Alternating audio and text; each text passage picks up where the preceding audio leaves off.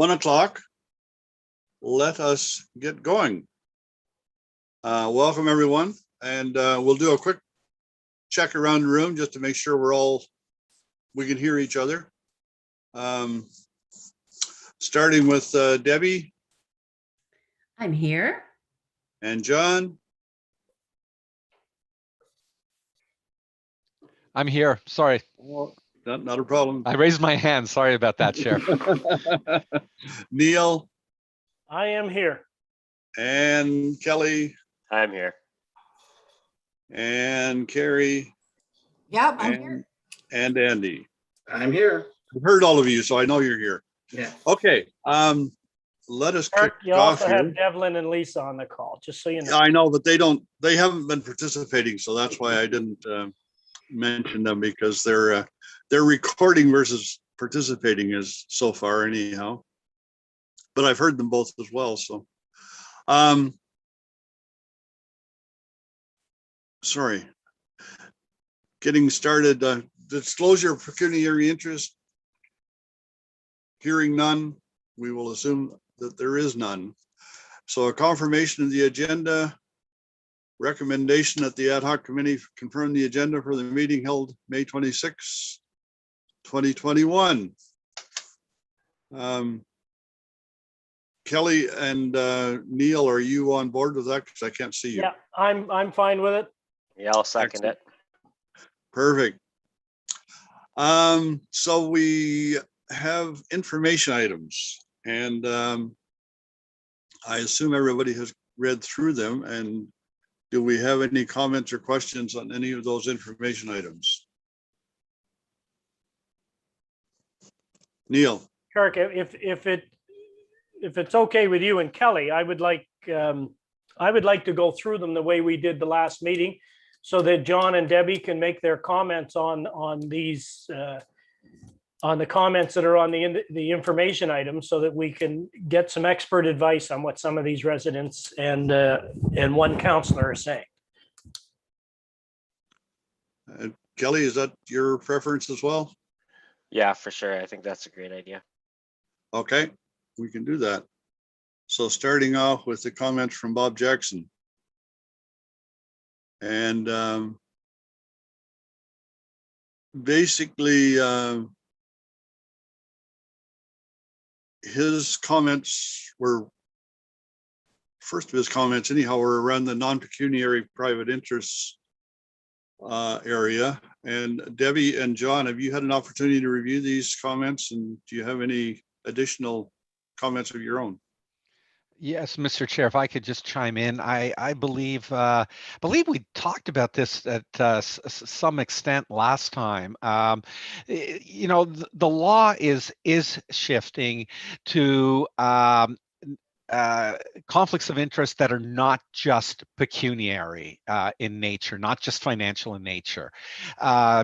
Two judicial inquiries in the municipal law context, both the Mississauga one in 2012 and last year's Collingwood judicial inquiry, both justices or commissioners advocated and recommended that there be regulation of apparent or perceived conflicts of interest, or conflicts of interest that are essentially not just financial in nature.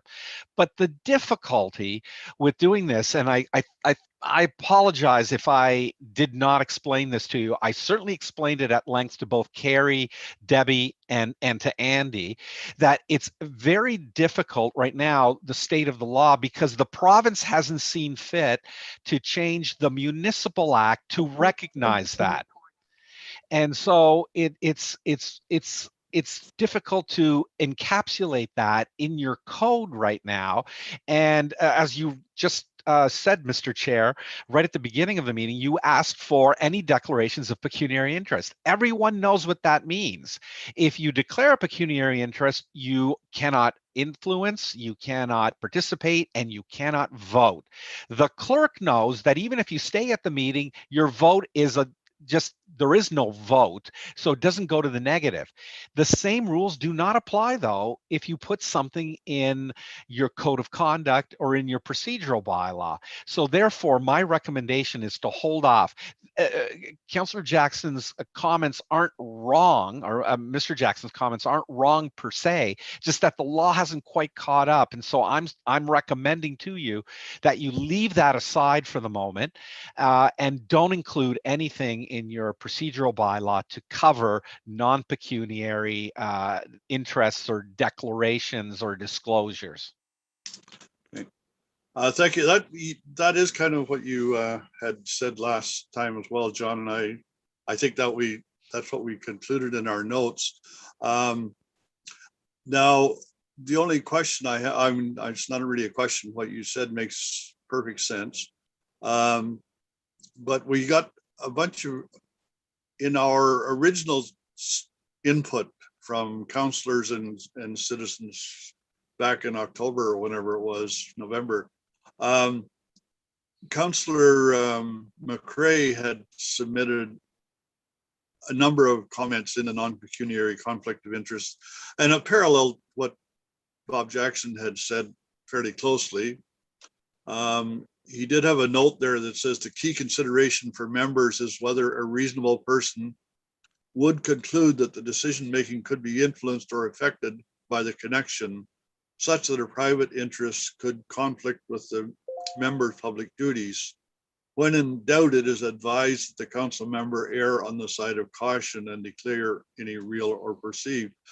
So while we're not actually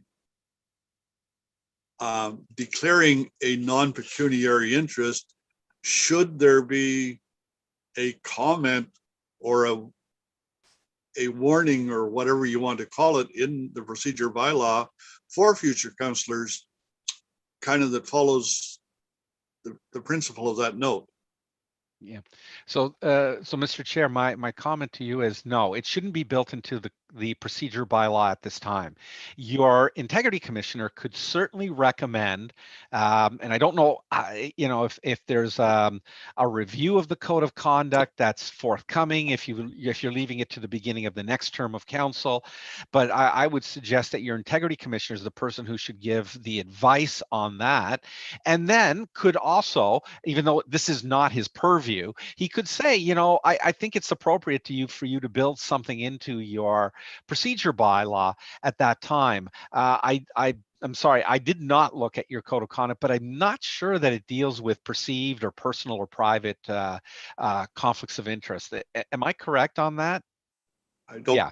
Yes, you are correct. Yes. Yeah. So I think it would be premature for us to build in something now that doesn't even get covered there. Now, the law is even more complicated than this. I think I also mentioned this last time. There's the test for bias. And while every administrative decision maker in the normal course can't even have an apprehension of bias if they're deciding on something, the rule is fundamentally different for a council member. A council member actually has to have a closed mind before it can't deal with the matter. So how do you align that with the perceived or apparent personal private conflicts of interest? As I said, the law is evolving. There's been 2 judicial inquiries that have recommended the changes, and neither one of those recommendations has found its way into legislation yet. So again, my view is it's probably something that you want to keep track of and be aware of, but I don't think you should build in anything at this time into your procedure bylaw. Okay. Okay, we'll leave the notes as we had them, I guess, at the end of last meeting on that topic, if that's everybody's in agreement with that. I'm trying to read through Bob's notes here while we're going. And part of it had to do with the mayor stepping down if he wants to participate in a discussion. And we talked about that last meeting as well. And I think we've concluded on that one.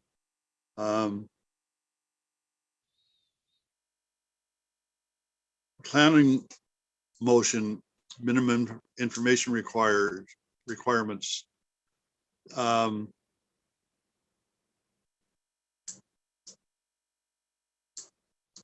I honestly don't understand exactly what is being recommended here.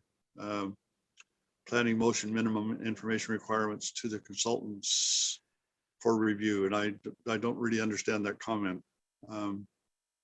Did anybody else have thoughts? Well, I would on- like to go to the second document that was submitted to Carrie after the workshop. And it starts with written procedural bylaw submissions, planning motion, minimum information requirements. So the Okay. question I have, what most of this talks about, John and Debbie, is planning motions and the Planning Act and how it should guide the procedural bylaw when anything about a planning motion comes up. And so I'd like your opinion on that, because I'm of the opinion that the procedural bylaw is how we run ourselves in the meeting, and there's no room to reference any other act or bylaws in that motion, in that procedural bylaw. Am I correct in that thinking? Through the chair, John did address this last meeting. And yes, you're correct. The procedure bylaw is strictly to govern how your meetings are run. Yeah, and Mr. Chair, if I could add, I think it's wrong to segment just planning applications and matters to deal with planning. Again, it doesn't really fit within here. And if I'm not mistaken, I believe your CEO spoke up and said that you also have other requirements, other policies that talk about the staff's diligence and conscientiousness in preparing reports for you. In fact, the municipal administration provisions of the Municipal Act say that staff are to research and provide you with information in order to give you knowledge to be able to make your decisions. So I think that's enough guidance, and I don't think it's appropriate to only talk about planning applications or planning motions or planning matters in the bylaw that's supposed to talk about all things in a meeting. What about other things, other Municipal Act bylaws and motions and things? I don't think it's an appropriate comment.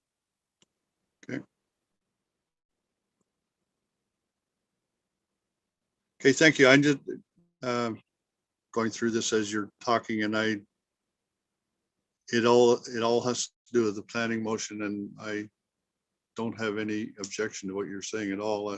Kelly and Neil, do you have any other comments on this? Just through you, Chair, just,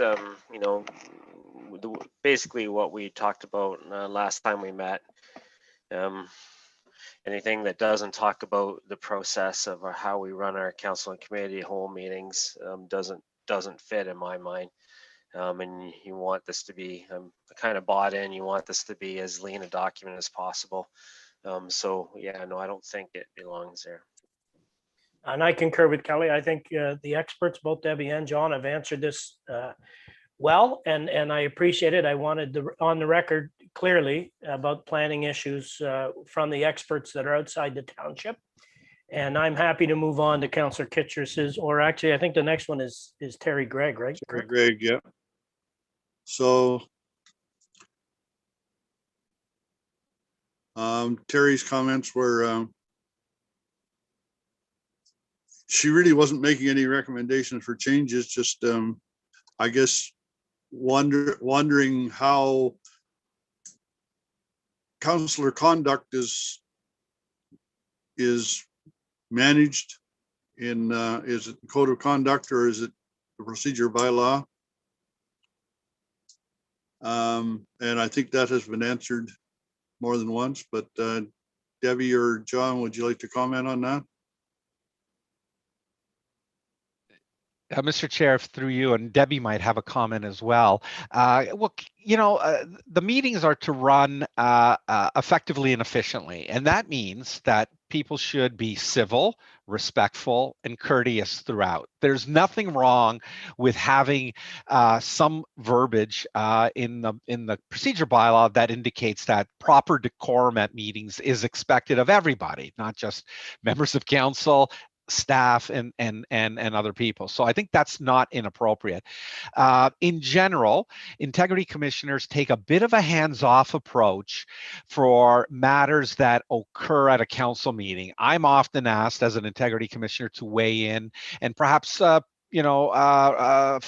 a finding that a council member acted inappropriately by saying certain things at a meeting.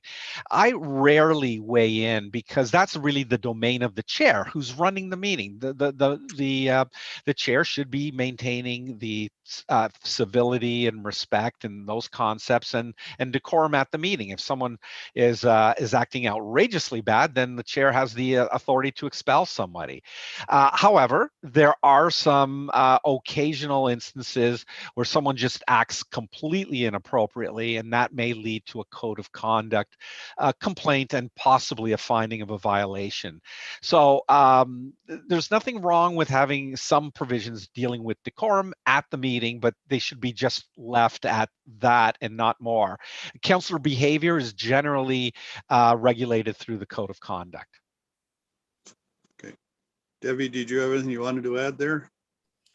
Through the chair, no, I agree with John. And if you like, Chair, you can refer this matter to me to review and come back with some appropriate wording. I can review the bylaw and take it into consideration for you. Thank you. I think there is some wording there, but it's fairly high level. So Yeah, I was just looking for it. that would be wonderful. Thank you. Yeah, and Mr. Chair, if I could interrupt, I think it's appropriate for it to be high level. Again, it's your meeting. The chair has a responsibility to preside over it, to have effective and efficient meetings, and it's really the responsibility of the chair. You can see how sometimes it could go sideways. Maybe the chair isn't terribly strong, or the chair might be aligned with somebody who may be speaking maybe inappropriately, and the chair lets it go. Sometimes, as integrity commissioner, will step in, but usually the position of the integrity commissioner is it has to be quite outrageous conduct before they weigh in and start interrupting the internal workings of the council or committee in their own processes. I have a question on that as far as it relates to committees as well. I assume that anything we say about a council meeting here or committee of the whole also applies to advisory committees, and therefore it is the role of the chair of the advisory committees as well as same as it is for council to manage the meeting, so to speak, and handle any issues of any inappropriate comments and such. That's true as well. Through the chair, to the chair, yes, you're correct, because the procedure bylaw indicates that your advisory boards and committees are to follow the procedure bylaw. So yes, exactly. Okay, thank you. Okay, and so you will provide some wording there, Debbie, as you feel is required, as far as change any comments, any additional comments to what's already in the bylaw? Yes, Chair, I absolutely will. Thank you so much. Terry's next comment had to do with appointments to committees and boards. We talked about that a bit last meeting as well. I personally want to revisit that topic. I was going to wait till we got to the final chart that Kerry put together, but I do want to go back to that one because I do think we need to have something in our procedure bylaw about appointments to committees and boards. I don't think, Debbie and John, that it's any surprise to you at this point that our council is not firing on all cylinders, so to speak. We've got problems, and one of the issues is that we don't have fair and equitable split of councillors on committees, and people are not terribly happy as in their roles that they have been given, I think that we need to have in a procedural bylaw something that, and I looked at the Durham bylaw, by the way, and it has a wonderful write-up on how to make it fair and equitable. And that was specifically for standing committees versus advisory committees, and I realize that. But then in the advisory committee, it's kind of referred back to the standing committees. But it said that every member of council should have an opportunity on the committees, and et cetera, et cetera, et cetera. And that's what we need, is something that's fair and equitable. And the other thing it said in the advisory committee and the standing committee, I think in the Durham, was that, you know, that can change based upon the terms of reference. And that's fine as well. It gives an out. We're not dictating anything, but at least by having a fair and equitable comment in the beginning, it means that that is the go-to position to start with. And if you want to change things, then you have to put it into the terms of reference specifically, instead of just making decisions based on nothing. So those are my comments. I really think we do need to have something in there as far as appointments to committees and boards. Comments from anyone? Well, I mean, I think it probably makes sense for me to comment on it. So this gets to, you know, Terry Gregg talked a little bit about it, but in the next submission that we received from Councillor Kitras, there's even more discussion on this, and it's been a sore point with councillors for a while. So I can talk about it here, because there's really not that much suggestion from Terry. We'll get into it more when we go through Councillor Kitras's submission. Do you want me to talk about that now, Kirk, or should I? We can go directly to, we can wait until we're talking about Councillor Kitras' submission, or we can wait until we're talking at the summation at the end. But I do want to discuss it before we finish getting through this today. So I would prefer we wait, Kelly, because we're going to bring it up again with Councillor Kitras, and let's air all the grievances and then talk about it at the end, and then you can have your say and I'll have my say. That's like just on a general sense, Chair. You know, the process has always been that I inherited is that the mayor puts a recommendation to council for approval. In the past, there's been more dialogue between the mayor and certain councillors. I know Councillor McEwen, you talked about discussions with our former mayor prior to committees. I wasn't in that situation. I was given committees, so every councillor has a different circumstance leading up to decisions made on one. But by and large, it was the same approval structure. The mayor recommends committee appointments and council approves those committee appointments. So from a high level, I don't have an issue with that process.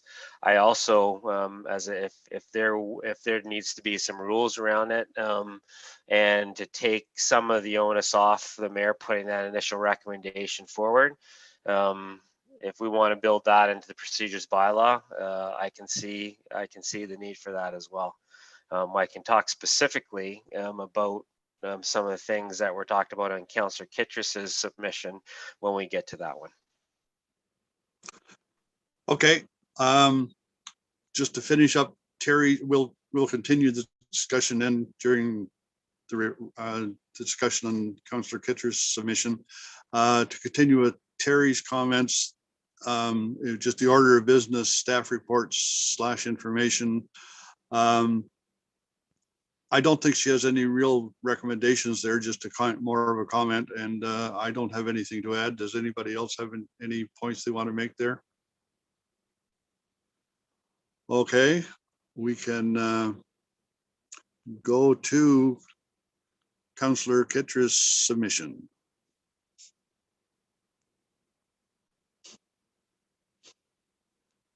And starts off with the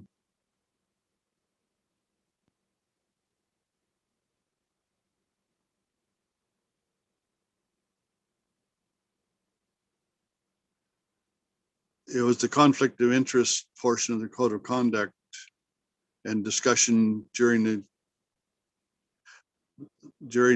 public meeting. And does anybody have anything they want to specifically address to you, Debbie?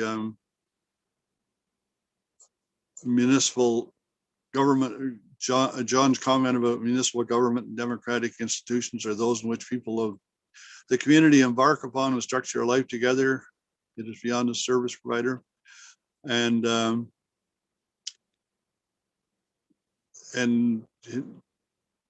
Stephen's comment is that that's the ideal of governments, and we should be representing the function of democratic government is to facilitate our life together in Center Wellington. I don't think there's any comments there of additions to the procedure bylaw, but I'm certainly any comments from anybody? Well, I just want to make a quick comment as far as efficiency versus effectiveness. And, you know, Councillor Kitras is talking about the conflict between efficiency and effectiveness. And I understand conceptually what he's talking about. I don't think there'd be too many people that actually watch our council and committee of the whole meetings that would say they're anywhere near efficient. And so I guess the thinking is that somehow we push things along and we sacrifice people saying what they want to say for the sake of efficiency.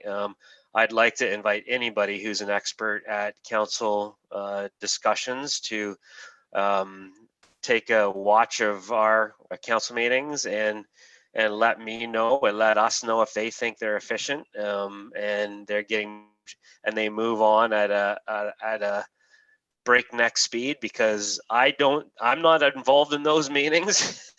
I mean, I think before the last term of council meetings that I had between 2010 and 2014, I think potentially then we were sacrificing discussion for the sake of getting through meetings as fast as possible.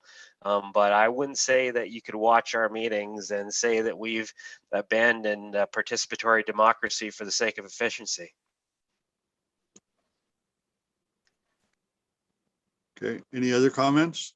Well, I'd like to hear from John, Debbie on, you know, I'm assuming you've read the submission, and I just to get your overall thoughts on it, and then we can move on.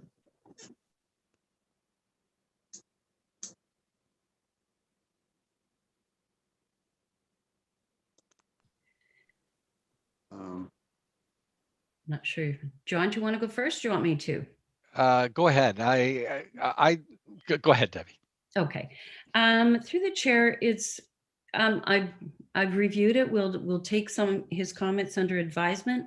As far as, you know, looking at other procedure bylaws, that's kind of a standard of what clerks do. What we do in the profession is we do look at other procedure bylaws and double check with other clerks. Are they working well? What doesn't work well? And then we bring those best practices back to you for discussion. And it's solely up to you whether you want them in your procedure bylaw and what works for you.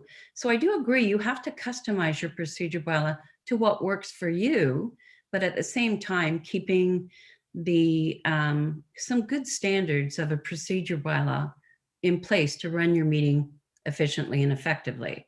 And running that efficiently, effectively is your job as members of council is to make good decisions for your community. And so the procedure bylaw provides that method. Staff reports, make a decision, council resolution confirmed by bylaw. I hope that helps, but I'm going to go through and just make sure that I've covered all the councillors' comments when I do my final review so that nothing gets missed. Okay. John, did you have anything you wanted to add there? The only thing I wanted to add, Mr. Chair, is I agree with what Debbie said. I did look at this very closely. There is a grab bag of issues that Councillor Kitras has raised, some of which are very specific to certain things that have happened in the past. And I think we have all of us who have been working on it, and that includes your CAO, the clerk, Debbie, and I, are mindful of some of these comments in when we were looking at the bylaw and seeking to modify it, redraft it in certain ways to see if we could capture any of these concerns that Councillor Kitras has put forward.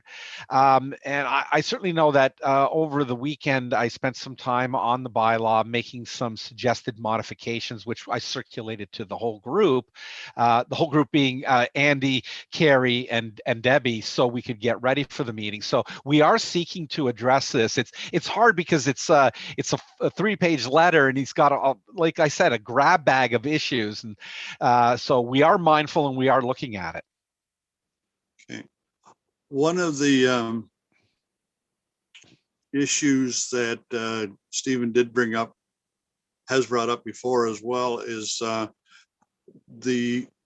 and it's only true during our electronic meetings, but the times when Kelly, as the chair, needs to confer with either the clerk or the CAO about certain things, and turning off the mic and the camera during this, is that considered, is that an issue with a closed meeting or an open meeting, I should say? Does it meet the rules of an open meeting when everything is turned off for 10 or 15 minutes for a conference? Mr. Chair, if I could answer that, there's nothing wrong with that. In fact, Debbie can chime in, but certainly the chair has a lot of weighted responsibility. He has to make sure that people are treated fairly, respectfully, that the meeting moves on, that everyone has a say. And sometimes there's very complicated rulings that the chair has to make, especially at council meetings. There's nothing wrong. And in fact, that's why the clerk often will sit close to the chair at live in-person meetings, so the chair can confer, and those are usually not on the mic, and so that everyone can hear. They're conferring with each other. They're trying to understand. When I was legal counsel and in-house legal counsel to a municipality, I would often be brought into the fray. I'd have to walk up to the front, confer with the mayor and the clerk, and we'd be making discussions, making determinations out of the earshot of the main audience. So I don't think that there's anything wrong with that. If it happens with too much frequency, well, that's what it is. I don't think you can say, well, it happened 3 times in that meeting. That's inappropriate. It's like saying to you, you've had 4 in-camera meetings in a row.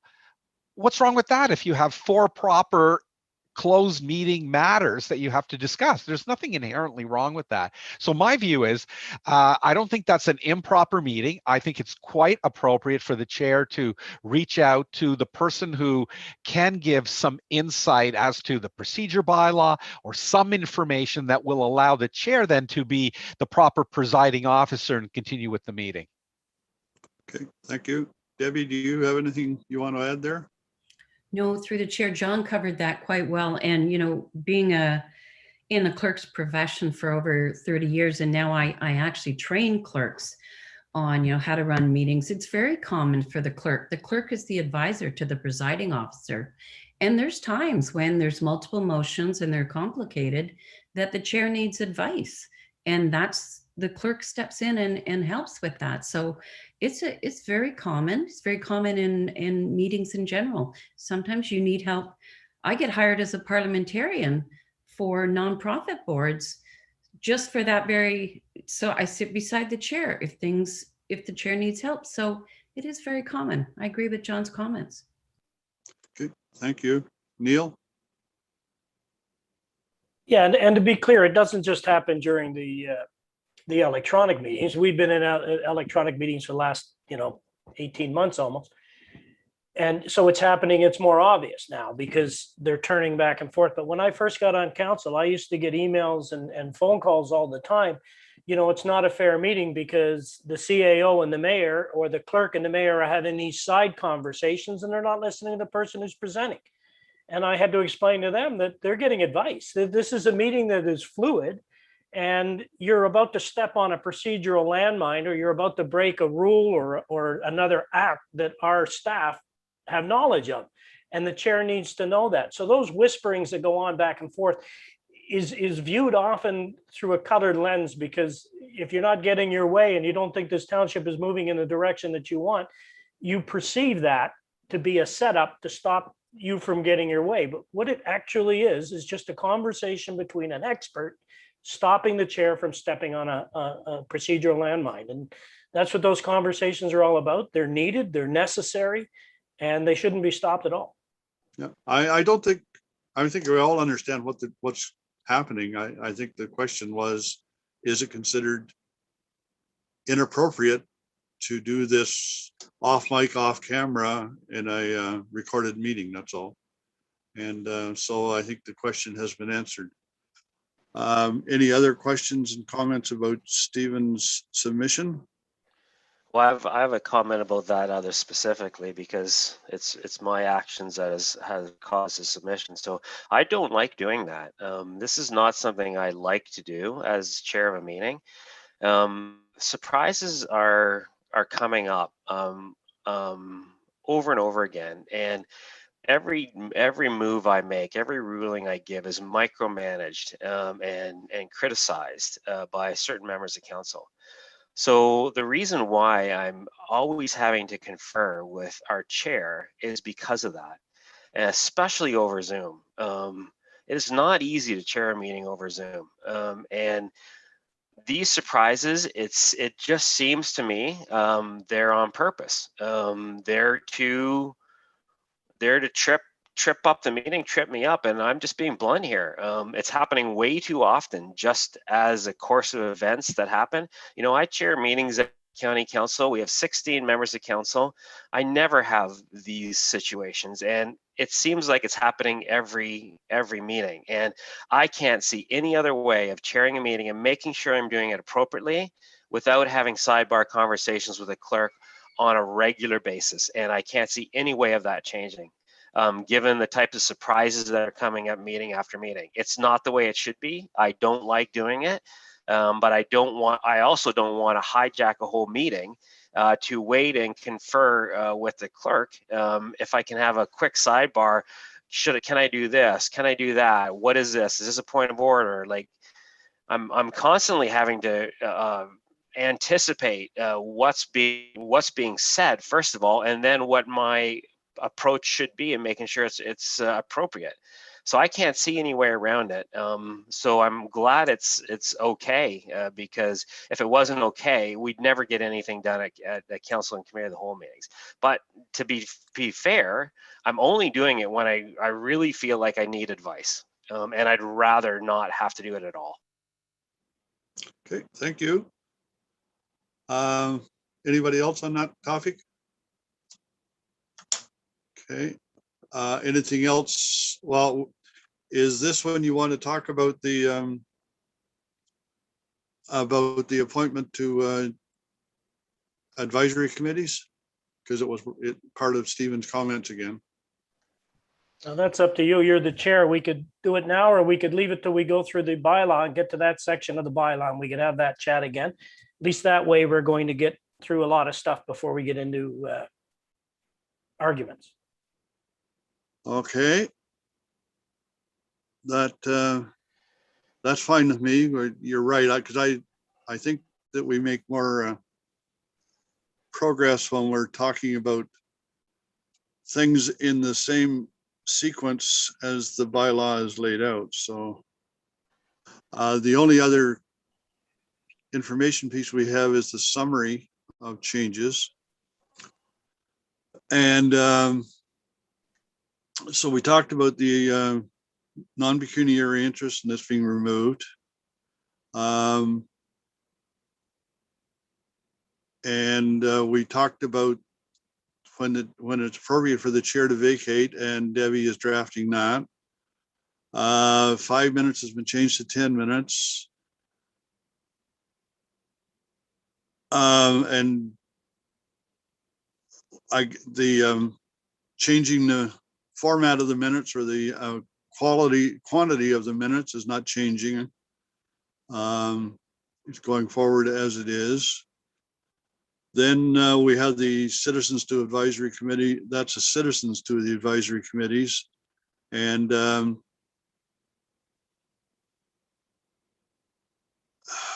I guess I do have a comment on that one, and we can do that when we're going through it again. But basically, I think it's kind of what I said before, but the way things are right now with the process is that staff pick the citizens who are going to go on the committee and bring forward the report to council, and I understand that.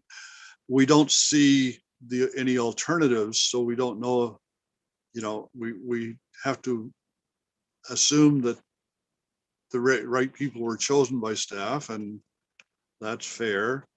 But then staff does the terms of reference, staff does the agenda, and the way we are right now, where councillors aren't even allowed to chair advisory committees anymore. We don't even get input into discussion of the agenda, and we're just there as flies on the wall.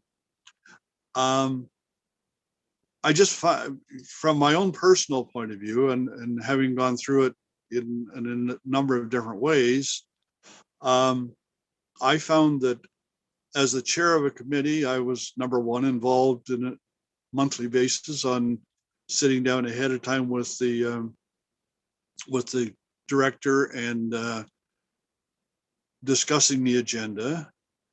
I was invited to meet with citizen groups or businesses, etc., with the director to understand what the issues were with them, as it is, I was involved with the advisory committee, and I don't see that involvement there anymore. Everything is staff, from the picking of the people to the agenda to the terms of reference to et cetera, et cetera. And I think that there needs to be more council involvement throughout the process. And I just, having been through it in various formats, I can just say that one is a very satisfying way to be a councillor. The other one is a very dissatisfying way. We're not impacting anything. And if you're there as a representative of the citizens, you should also have an opportunity to impact what is happening in the township. My comments. And it's open to anybody else that wishes to comment. Carrie has her hand up. Okay, sorry, I didn't see you, Carrie. No, that's okay. I just wanted to maybe clarify some things. I think you're confusing when we had standing committees versus committee of the whole. When we had standing committees, the council members were in fact the chair of the various standing committees and worked closely with staff to prepare the agendas, and we reviewed them. In the standing committee situation, we've since gone to committee of the whole and dispensed of standing committees, and I think everybody knows why. And that with a small council, we would duplicate things. The committee would do presentations, and then the rest of council would feel like they missed out on something. So that's why we went to the committee of the whole system over standing committees. As long as I've been with the township, the advisory committees have operated the way in which we had originally laid out, in that council was a liaison between the the political perspective and the citizens. They did not take an active role. I think we're confusing the standing committee structure versus what we have now is the advisory committee structure. I just wanted to make that clarification. You're not correct, though. I mean, just based upon my own personal experience and others, I was the chair of Economic Development Committee, which is very much an advisory committee. And I was the chair of CSAC for 2 years, and it was very much an advisory committee. And I worked very closely with the directors involved in both cases. So you know, and it works. It's, as I say, it's how council provides input. You don't have the same opportunity at a council meeting where reports are coming forward as you do at an advisory committee where you're developing the agenda and developing the direction of the committee. So that's, as I say, that my own personal, I like to be involved, and I can't be the way it is right now. There's no involvement. Through you, Chair. So just a couple points here. Terms of reference are approved for the advisory committees are approved by council. So council does establish the terms of reference for each of our advisory committees. I know we made this change while I was the mayor to ensure that the chairs of the advisory committees were not members of council, because we didn't want council to be directing these committees, and we wanted to make sure that there was a citizen chair so that it didn't give the impression that it was council just driving things, because it is in the standing committee, and I think I know that you appreciate that. But you know, the committees that I'm on, I'm not chairing anything. The committees that all the other councillors that I've been part of, they're very much part of the discussion. They're there to provide a political lens to things. They're there to liaison back to council, to inform council of the nature of the discussion that took place.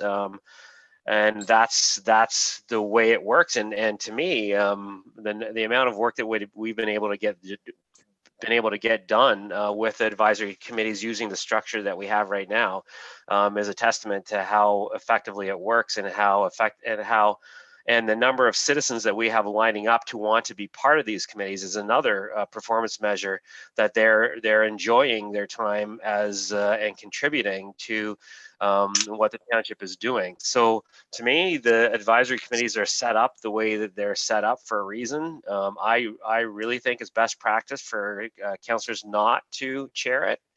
Puts the onus on a citizen member, and that changes from time to time. But I'm not seeing I haven't heard of any challenges from these committees on how we're structuring them, and I think it's healthy the way it is right now. You just heard a challenge from me, but I'm not on any committees. So, well, actually, finally, I'm on one for a little bit, but it's too new to know what is going to happen. Neil, did you have something? Yeah, so through you, Chair, sitting on citizens advisory committees as opposed to standing committees, and having a good chair, and I know that Councillor McCrae brought this up when we talked about this in the first weeks of council. You have to have the right personality to be a chair. You have to be able to manage a meeting, and you have to be able to manage people. And so sometimes that isn't a councillor's forte, and to have the right person chairing the meeting, to me, is always important. Having said that, the advisory committees that I'm on, I'm quite pleased with how the chairs are. I'm quite impressed with how the chairs are. And I just personally view it as council's job. I get my say on these issues at the council. I believe it's the council's job to sit back in those advisory committees and listen to what the residents, the citizens, have to say, and let them guide the discussion. There are times where you step in and give the political side of it, always. But to me, I've always viewed it as I'm here to hear from them. And that's worked very, very well. And the committees that I'm on, I'm very pleased and impressed with how those citizens are working and how they're moving this community forward. So I'm quite pleased with how things are set up. I'm happy for you that it's committees with an S on the end of it. Anyhow, that's, it's a difference of opinion, and I think it's, I don't like it like that. Comments from Debbie or John?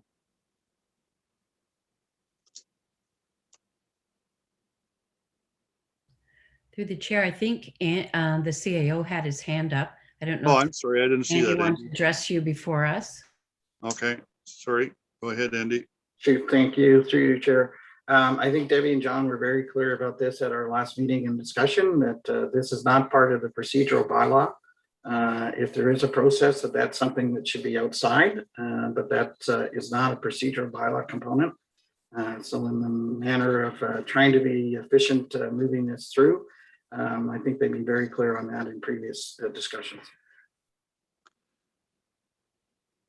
Debbie, do you have anything you want to add now?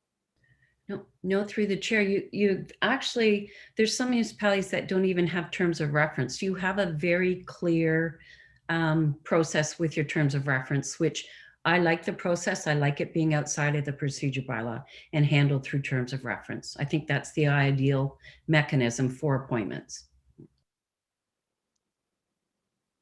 John?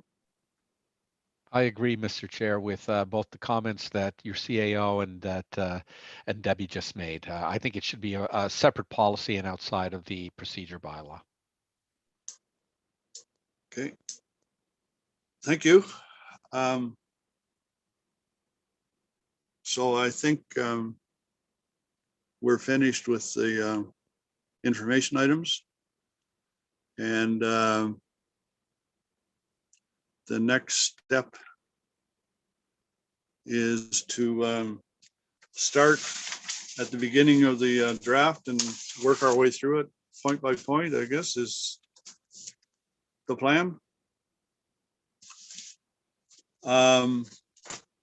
Unfortunately, I had all my notes written in the original draft bylaw, and so the new version that came out this morning kind of is going to mean it's not 100% the same, but we'll try and work our way through. Starting with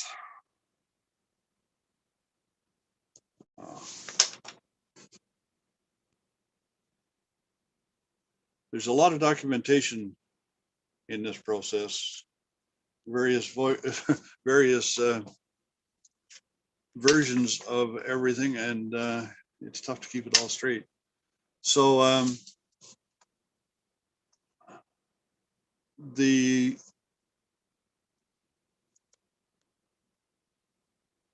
summary that got sent this morning, summary of the comments received, is that, because I didn't have time to get through the whole, all of the comments made, of course, because we only had it for a couple hours. Are those the only spots in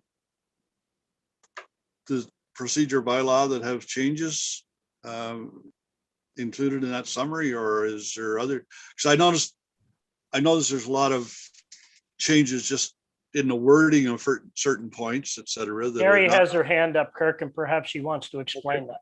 Yeah. Okay.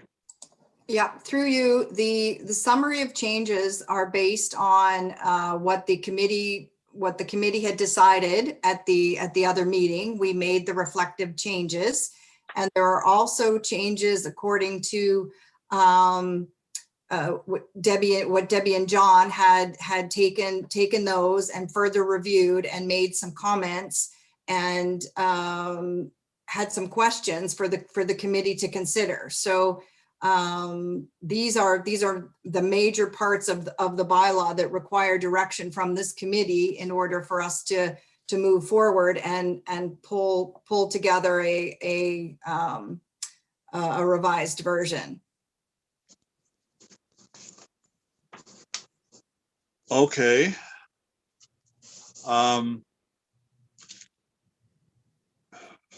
So I think if you go through the summary, and follow along on the revised document that we also sent with. It'll note the changes that we've made, and you'll see where there are questions from the consultants that need to be addressed by this committee. Okay.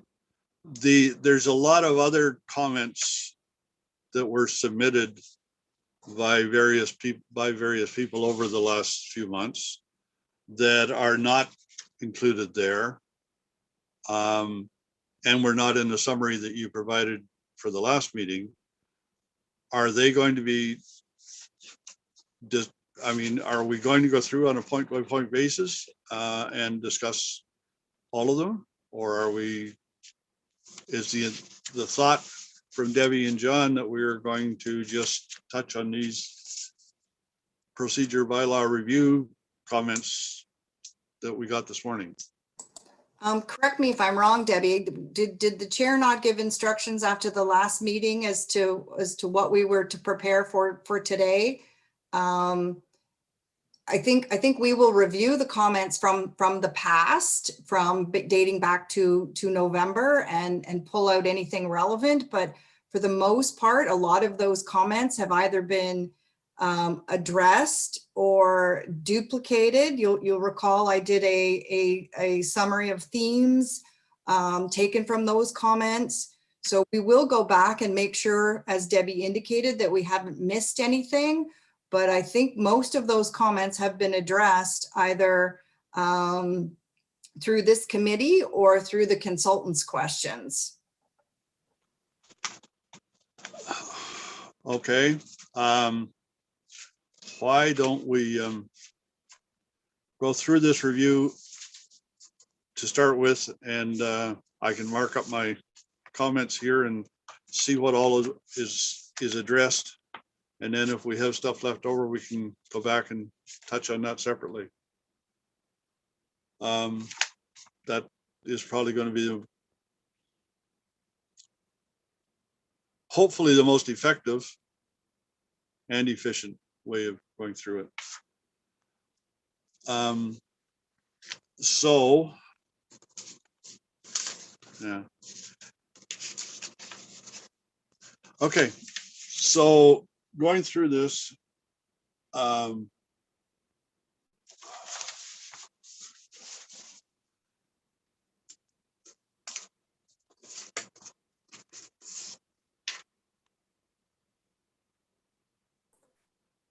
Mr. Chair, would it be helpful if, similar to the previous meeting, Devlin shared the screen so that you could follow along? well, I have the stuff that Carrie sent this morning, so I'm just going to go through that point by point and hit the spots that are highlighted here in the summary of comments. So does that make sense? Mm-hmm. That way I can see people's hands up at the same time instead of sharing the screen. So where I see in the agenda, or I should say in the table of contents, there's a couple of places that have highlights, i.e. workshop at 4.6. And that, I'm assuming when I get to 4.6, there's comments made there. Is that the way it works, basically? Mr. Chair, if I can interrupt, I know Carrie might have a question. That was my highlighting. I queried the whole inclusion of having a separate section just for workshop. In my view, a workshop is just simply a meeting. And yes, it's for maybe education training. I don't really think it has any other special status. And so I queried its inclusion. Carrie didn't want to just remove it entirely. And so what we did is I highlighted it and it would draw your attention to it. There are other clauses. If you look, Mr. Chair, just at 4.6, it has workshop there. But if you look at 4.8, there's a reference to late arrival and it says error, bookmark not defined.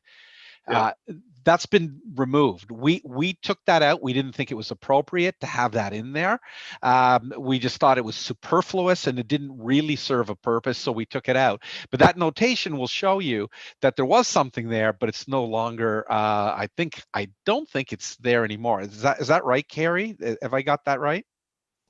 Yes, anything that you indicated was totally, irrelevant or not appropriate, we removed, but left the error mark so that the committee could see. But again, the summary of changes captured the major issues both the consultants raised. And you're right, John, 4.6 talks about the inclusion of the workshop. To me, I felt that was something that the committee should decide, given the criticism that our meetings are too formal and we don't have any opportunities for other types of less relaxed. Staff came up with the workshop option. So that we felt was what council had given us feedback on, even though it's, technically still a meeting and we still have rules to follow. I felt that it was this committee's decision as to whether the inclusion of that workshop was something they wanted to do or axe it. Okay. So I guess Kelly and Neil, do you want to comment on, well, once again, if I'm following the procedure bylaw review document, it doesn't mention that particular thing. But if we're going through as the agenda, it's the first thing that pops up, or the attachment, I should say, it's the first thing that pops up. So do we want to talk about workshops as one of our? Am I on a different document? I'm looking at the procedural bylaw review and the first item on there is considering Robert's rules. Am I using the wrong document? That's the review. Okay. But we also received the revised document, a revised draft bylaw, which is the, 18 pages or 19 pages long. Okay. Well, I see Debbie's hand up. Maybe she's got a point that we can clarify on here. Yeah. Okay. Please, Debbie. Through the chair, what I would suggest is your best process for this review is go through the procedure bylaw review. That's that summary comment document, Okay. because Yeah. that's the four of us. That's the CAO, the clerk, John, and myself reviewing this updated bylaw. So Okay. I would go through that first and then go back to the new bylaw, and we can go through and highlight any changes from the old one. And then you can provide feedback. I think that would probably work to keep us moving forward. Good. Okay. That's what that's really was my question, which is the most effective way to do it. So that makes sense to me. We'll do that. So the first one then is section 1G. And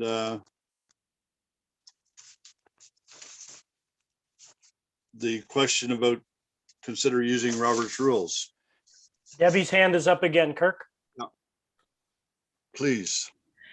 Through the chair, my suggestion is Robert's rules. Number one, as a clerk, carry all the training through AMCTO, everything through municipal clerks associations, because they have to be experts, is Robert's rules. So when I called the National Association of Parliamentarians, I talked to, well, actually not the association, but a member of the association. And he indicated to me, although it's an unofficial stat, that he felt it was close to 90% of municipalities use Robert's rules. And I can tell you all the training I do and I do it across North America, we do it based on Robert's rules. The other thing, the benefit of going to Robert's rules, aside from the fact that clerks are trained in that, is it is updated on a regular basis. So the 12th edition just came out a number of months ago, and it has electronic meetings and everything all addressed in that. Whereas I do have a chart that I can send you that has the differences. I put a chart together to show you the differences of Bruneau's versus Roberts, but it's it's my advice that Roberts is more widely used and would be easy for the council and committees to use. Carrie, do you want to comment on that? Through the chair, it's always been Bernose, so we do not have a preference. Both Lisa and I and Devlin are trained on Roberts. We've always used Bernose because that's what our old bylaw indicated. So we're totally open. We're trained in both. Okay. Andy, did you have any thoughts or before? No, I agree with the comments made. This was just a historical piece of what our bylaw stated, so that's what we had to go by. But as we're updating, we're fine with the Roberts. Kelly and Neil, are you all both in favor then to change it to Roberts? I'm good with it. Yeah, I would prefer Roberts. I like it better. And I think when it comes to managing a meeting, when it starts to get out of control, Roberts is much easier to handle conflict in the meeting. Okay, Carrie, I think that's a done deal. The next one is 101.2A, and section A has been removed, which basically refers to the principles of openness, transparency, and accountability to the public, guide the township's decision-making process in the context of council and other committee proceeding. This is accomplished by ensuring the decision-making process is understood by the public and stakeholders, providing access to information opportunities for input and other stakeholders, exercising and respecting individual and collective roles and responsibilities, etc. Is there, Debbie, I assume that's your suggestion. Is there a reason that should be removed? Through the chair, no, there's no reason. I like procedure bylaws nice and simplified. I find the Municipal Act provides the parameters for being open, transparent, accountable. There's nothing, I will say, there's nothing wrong with having it in. I just like a very clean, simple procedure bylaw and just put the principles of parliamentary law in. That's my preference as a parliamentarian. But I have no problem if council feels they still want that in. I will be honest. Mm-hmm. Carrie, your folks put this in to begin with. Do you have a thoughts, preference? And I agree with Debbie. We only put some of this stuff in to help council better understand, but we're certainly, the cleaner, the leaner the document, the much easier it is to use. Yeah, I think personally, I have no problem with removing it. Kelly or Neil, do you have a thought on it? Clean is good. I'm happy to have it gone. I'm fine with that explanation of it being eliminated. Okay, let us do that.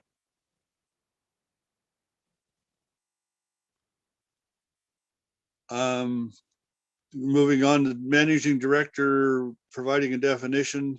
That has to be done yet, and I can certainly understand why we need that in there. Any objection from anyone? Inclusion. I see Andy's hand up. I think are you putting your, oh no, sorry, it's his background flickering. Okay, I was watching Andy this time and I didn't see it, so I thought, my heavens, things are getting really weird here. I'm on a time delay or something. Inclusion of friendly amendment. The comment is not normal parliamentary practice, however, it is a common practice in Center Wellington. And so I guess Carrie first, what's your input on that? And again, Debbie will tell you there's no such thing as a friendly amendment. Said it myself before. However, members of council like to tweak resolutions and call it a friendly amendment. So given our current practice, staff felt that maybe we should define it. Maybe we should make some rules around it, but certainly understand that there is no such thing. But again, we were going with feedback from council and common practice. You're right. Friendly amendment is just something that we have been used to. And so what is the alternative if you don't have, I mean, if you don't have a friendly amendment possibility in council, what is the alternative? Well, your alternative is a formal amendment by a motion, so which is the proper way to do it. If a member of council feels that a motion needs to be amended, corrected, added to, then a motion to amend would be put forward, and you would deal with your amendment before your main motion. Debbie, you maybe should be answering that. I apologize. Oh no, you're very proficient. Yes, as a parliamentarian, I can tell you there's no such thing as a friendly amendment, but I can tell you in working with councils for over 30 years that there is friendly amendments with council. If it's a way and a general practice by which you do business, then leave it in. If it's going to make you operate more efficiently. My rule of thumb, though, is it has to be very minor and germane to the motion. If you're talking about adding part C to a recommendation or significantly, that's an amendment. And that's where your chair is really going to have to watch, if you're just adding maybe one of the recommendations said and include the MPP for the area. Yeah, council, I would say the councils I've worked with would say that's a friendly. But if you're actually adding, subtracting, remove, substitute, that's an amendment. And I'm sure that your clerk would advise the chair that that should be a formal amendment. But I have no problem with the definition that Carrie has put in to make your business run well. Kelly, you have a comment? Yeah, I mean, I can appreciate why the clerks don't like this, because we've had a friendly amendment that basically was a rewrite of the whole amendment, and just because it was said with a friendly voice, people thought it was a friendly amendment. And that's obviously what you don't want to happen.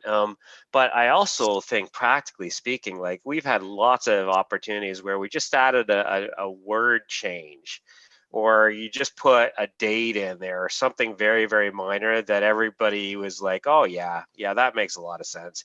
To go through the whole process of defeating the one motion, putting another motion on the table, we have enough things that make our meetings inefficient as already. I feel like we need a little bit of flexibility here, and the way it's laid out here, with a little bit of definition that it's very minor in nature. I think this is a little bit of wiggle room that it makes a whole lot of sense that we do have. We use this at the county too. And it works, to me, it works well as long as the intent behind it is a minor word change that the mover and the seconder both agree to. And Neil? Yeah, I believe it's a way to further the business a little bit quicker than defeating a motion or putting a new motion back on the floor. And I am appreciative, Carrie, of the wording that you put in there, that it must be approved or consented to by the mover and the seconder, because often whether or not it's friendly is through the perception of the eyes of the person who's made the motion. And if they think it substantially changes the intent, they should have the right to refuse it. And then, of course, council would have to defeat the motion and introduce another one. So I like it because it can speed things up, and I'm glad that we've defined it. Okay, I'm good with it. I like having the friendly amendment possibility personally. So yeah, let's go ahead with that, Carrie. The next one is definitions, adding G and R, which I'm going to get to in a minute here.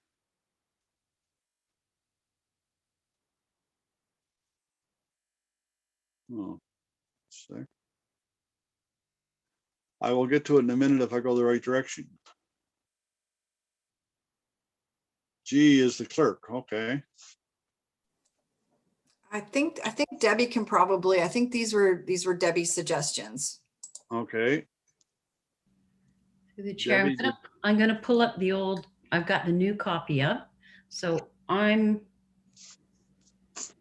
not sure. I've got to figure out kind of why I suggested that. Give me 2 minutes here. I think, Mr. Chair, I apologize. I think the reference to G might be a mistake. Shouldn't it be Q? Oh, maybe. It only talks about R, so. Q and R, right? Add. Oh, Q, it says okay. add. It says add G and R. I think it meant Q and R. Yeah. Oh, okay. I Yeah. think that you're right? right. That's what it is. Okay, it's majority and majority vote. Okay. Yeah. And okay. Yep.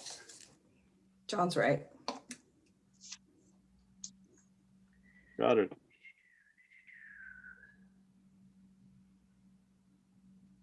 And Okay, Debbie, they've been added already. yeah, and if I'm not mistaken, Debbie, you were just trying to bring some clarification to distinguish between majority, which means the you know, the number of people who are there, and then majority vote, which means the number of people who vote, who are present, and it's a vote. So I think you were just trying to distinguish between the two, because I think the earlier draft, and I didn't even pick up on this, didn't really distinguish, and it used majority almost as meaning majority vote, but it didn't really mean that. Am I right? That's correct. I've got it in front of me. And yes, that was the intent, was to define majority and majority vote. Because as John pointed out in our discussions with the group, majority is in the Municipal Act, majority vote is at that meeting, right? I think, John, Yes. that's where we, yeah. That's right. Okay, perfect. Thank you.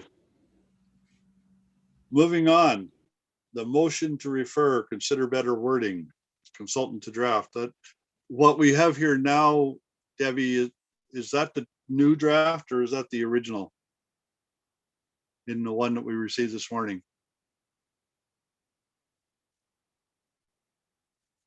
Through the chair, that's still the old one. I want to tweak it. It's a little too wordy. I'd like to simplify that wording just to make it clear.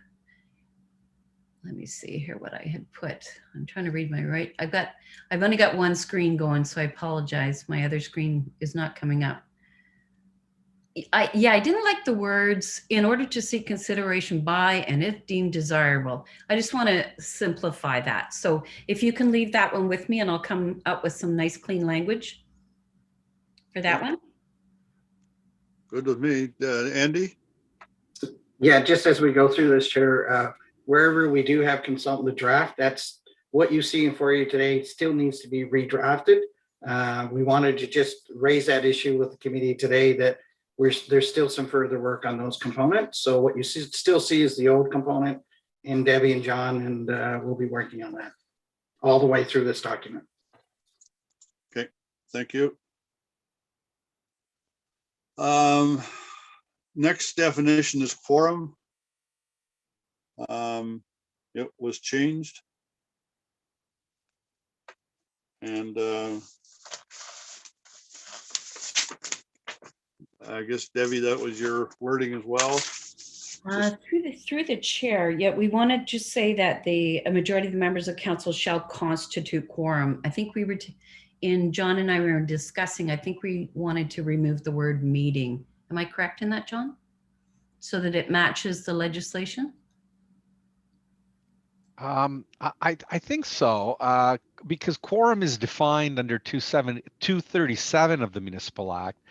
But I think it actually still needs some tweaking there, because we're using the word quorum within the definition itself, which is not appropriate. So quorum, it should say quorum means a majority of the members of council or committee, period. Okay.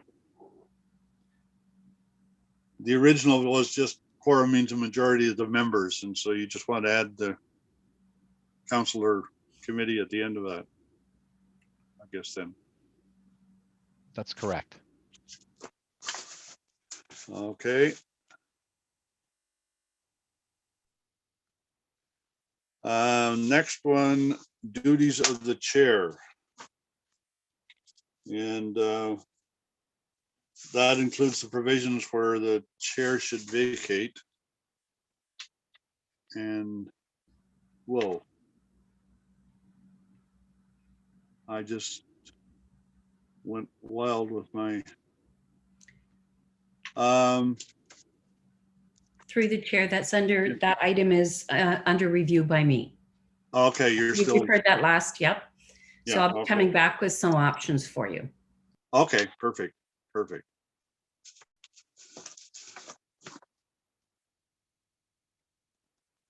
Sorry, I'm just writing notes while I'm going through here so I don't duplicate the next time we're through.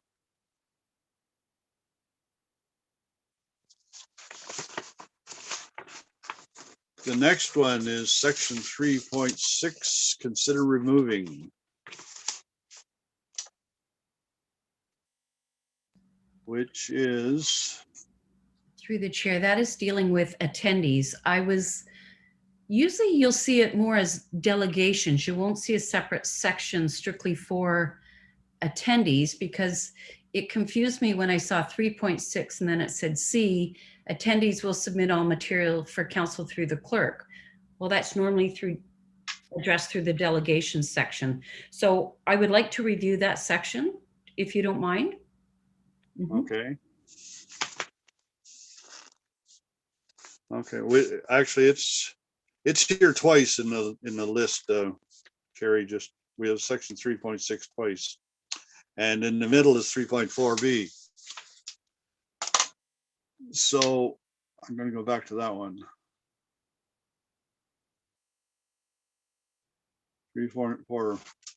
When the mayor is absent from a meeting, the deputy mayor may exercise all the rights, power, and authority of the mayor as head of council. Through the chair, there was just the word absent was missing. That's simply okay. When the mayor is absent from a meeting, you were missing the verb there. Okay, one of the things that had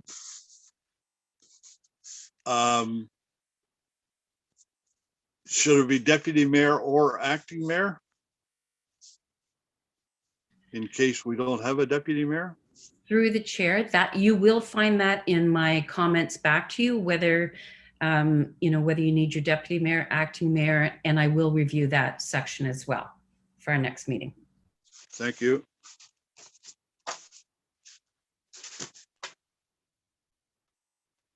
Okay.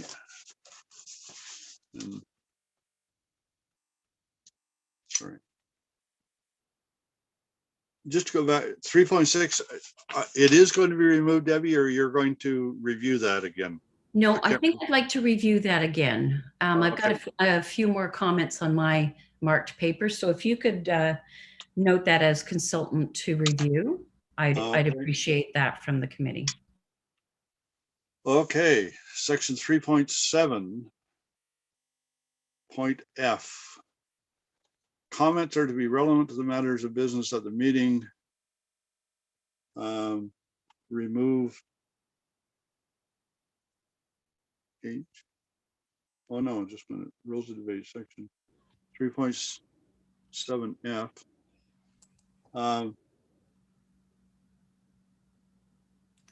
I think, Debbie, I think this is yours where you want under rules of debate delegations removed from there.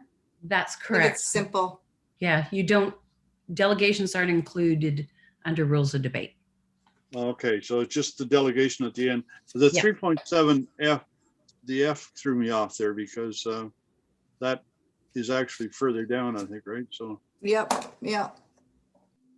Mr. Chair, that's my error. What I did is I tried to reformat and give a standardized structure to the bylaw. And so what I did is a lot of these clauses like 3.7A are just one thought, one main thrust, and some of them are broken up into two. And what I did is, or three sentences. And what I did is I tried to separate them. So I added some clauses, and that's why the reference to 3.7F number 4 is there, but it really refers to H, and that was my error. And I think Debbie was maybe referring to the earlier draft. Okay, So you will see though. So I'm sorry to interrupt, Mr. Chair, but in F there is some a highlighted text there, and I think Debbie had queried it whether we even needed that language. Am I right, Debbie? In 3.7 F, the second sentence. You're correct. That was Yeah. my highlight. I was just questioning why, because you say comments are to be relevant to the matter of business at the meeting. I wasn't sure what the intent was. Meetings should avoid comments intended to be statements or assertions. Yeah. Well, sometimes you may make a statement as part of debate. I was just a little confused with the wording. Yeah. okay. Did you have any thoughts about that, John? I think what we were seeing, I think the first sentence on its own there, the one that's not highlighted, probably stands on its own. I think the intent of the second one is to stop people from speechifying. Make your comment. Don't keep going on. You don't have to write a dissertation and orally present it. I think that's what it was intended to do. But I think in Debbie making comments earlier, I think was saying, I think it's captured in one. It has to be relevant. So I'm okay with that. And I think I had highlighted it just to draw attention to it for the committee's consideration. Okay. Carrie, do you have any thoughts on that? No, I'm okay with removing it. I think we also had a comment from somebody back in November about not agreeing with that either. Yeah, I think so. So removing it is fine. Okay. And Kelly and Neil, do you have any thoughts? Chuck it. Get it out. Sounds good to me. Done. Or at least it will be done, Carrie, I think. And just a point, Carrie, it says here that 3.7 H4 has been removed and it has not been removed yet. It's still there.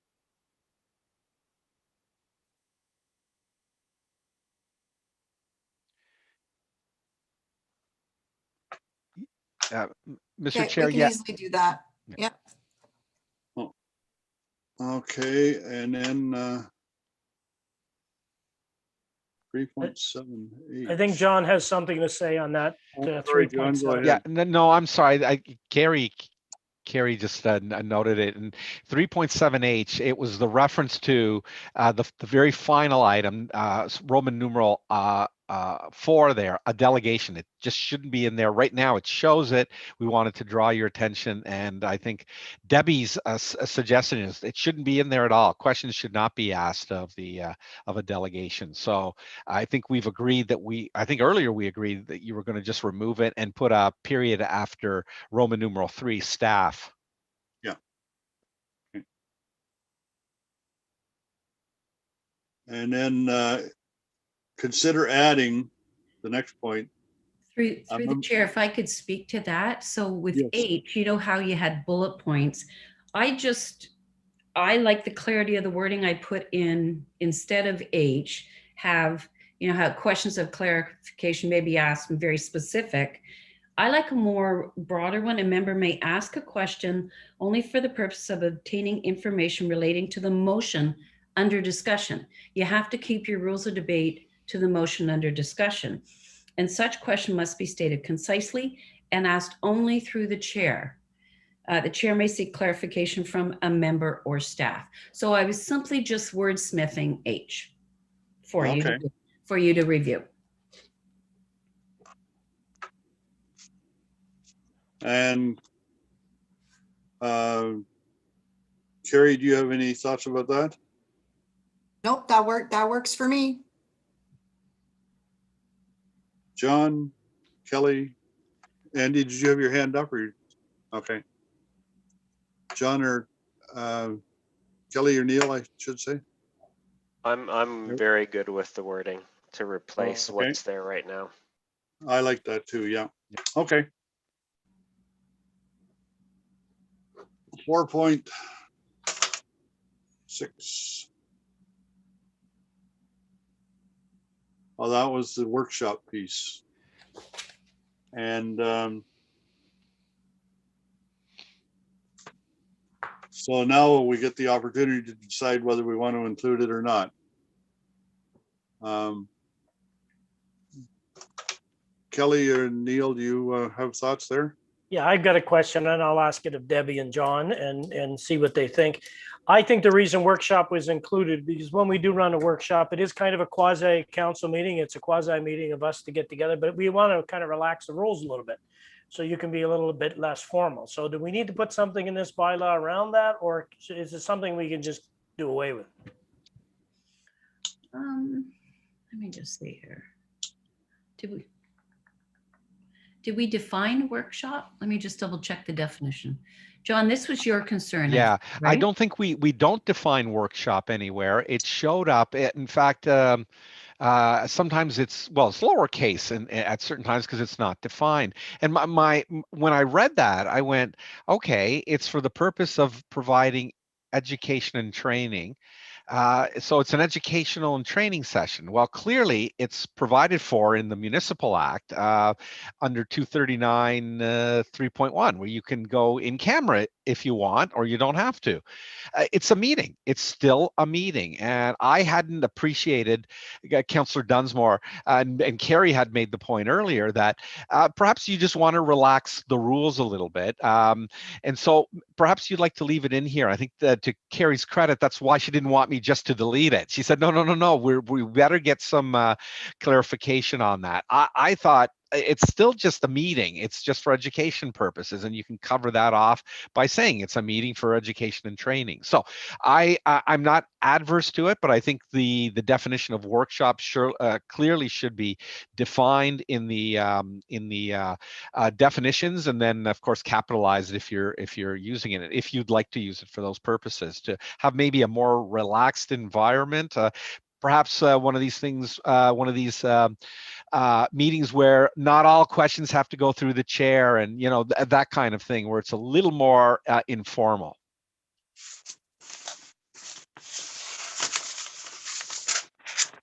Okay, Kelly, your thoughts? Yeah, I like it there. I also like, we're live streaming everything now, and that's good. I guess it's conducive to a different kind of behavior sometimes, and I don't like that. And so for me, just making it a little more flexible, relax the rules of engagement, like John was speaking about, just gives a workshop a little bit of a different feel. And I think we're going to need things like that as we have discussions. And not all of our discussions we want to be live streamed. So providing an opportunity to not live stream something, we still take all the required minutes and everything like that. But sometimes we have to discuss things, and we don't want it on the front page of the paper when we're going through a discussion of different options, right? Like sometimes we have to wrestle things through, and we need to have a little bit of space to do that. We don't want every single word that we say in a meeting to be live streamed, and we need a space to do that. So I like keeping it. Okay. As do I. So I suggest, I think we all agreed on that one. Kerry, you have some thoughts? Well, I just want to be clear. The reason they're not live streamed is generally because they're off site, and we don't have the capability to live stream. It's not that we're necessarily hiding anything. They would still be like John said, they would still be a constituted meeting under the Planning Act. The we put the not live streamed is to give us flexibility to hold them off site. Sometimes they're with other municipalities, sometimes they're team building, whatever. So just so it's clear, the live streaming is mainly because they're off site. The one thing that I just noted from our original draft, it says that workshop meetings are not generally live streamed. And then we had a paragraph 4.17, which seems to have disappeared in this new draft, on live streaming and broadcasting and such. I think it's disappeared now. If I I think John can speak to that. I think John wanted that section out. Okay, we'll talk about it when we get to it. I just, at one point, the two of them contradicted each other because it said that workshops will not be live streamed. So one of them said usually not, and the other one said not, period. So I just wanted to make sure that we're not contradicting ourselves. Okay, so inclusion workshop remains. The next section 4.8 late arrival, is this necessary? And then the note says not necessary and it has been removed. Is that Debbie? Do you want to comment about that? Through the chair, that was me. It's not common to see that in a procedure bylaw. That's normally the role of the chair. And kind of the consensus of how the committee operates. I've never known meetings to stop and update a member who's late. If a member's late, they've got to catch up themselves. The meeting shouldn't stop. So I was just, that may be something that's, works with Center Wellington. It's not common to see in a procedure bylaw. Oh, did you just get a message? Can you hear me? Yeah, I just got a message saying the recording has stopped. Yeah. So I don't have the little camera up at the top anymore saying it's recording. Okay. Carrie, are you okay with that? Yeah, I think it was only in there so that to give the, yeah, I'm fine with it. And Kelly, as the chair, this makes sense? Makes Just sense remove it? Makes Okay. sense to me, yeah. And Neil, you're okay with it? Good. Notice of meetings needs resolution of council. Through the chair, that was mine. I just want to review because to me, 4.3B states you approve a calendar as amended. So I want to check the wording that it's not conflicting with when the clerk cancels meetings. So I just want to double check the wording on those. And I'll do that with Carrie, if you're okay with that. Okay, that's good. So that's I just want to review and make sure we're not conflicting there.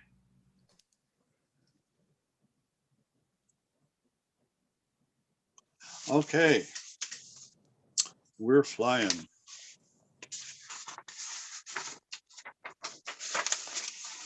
4.12.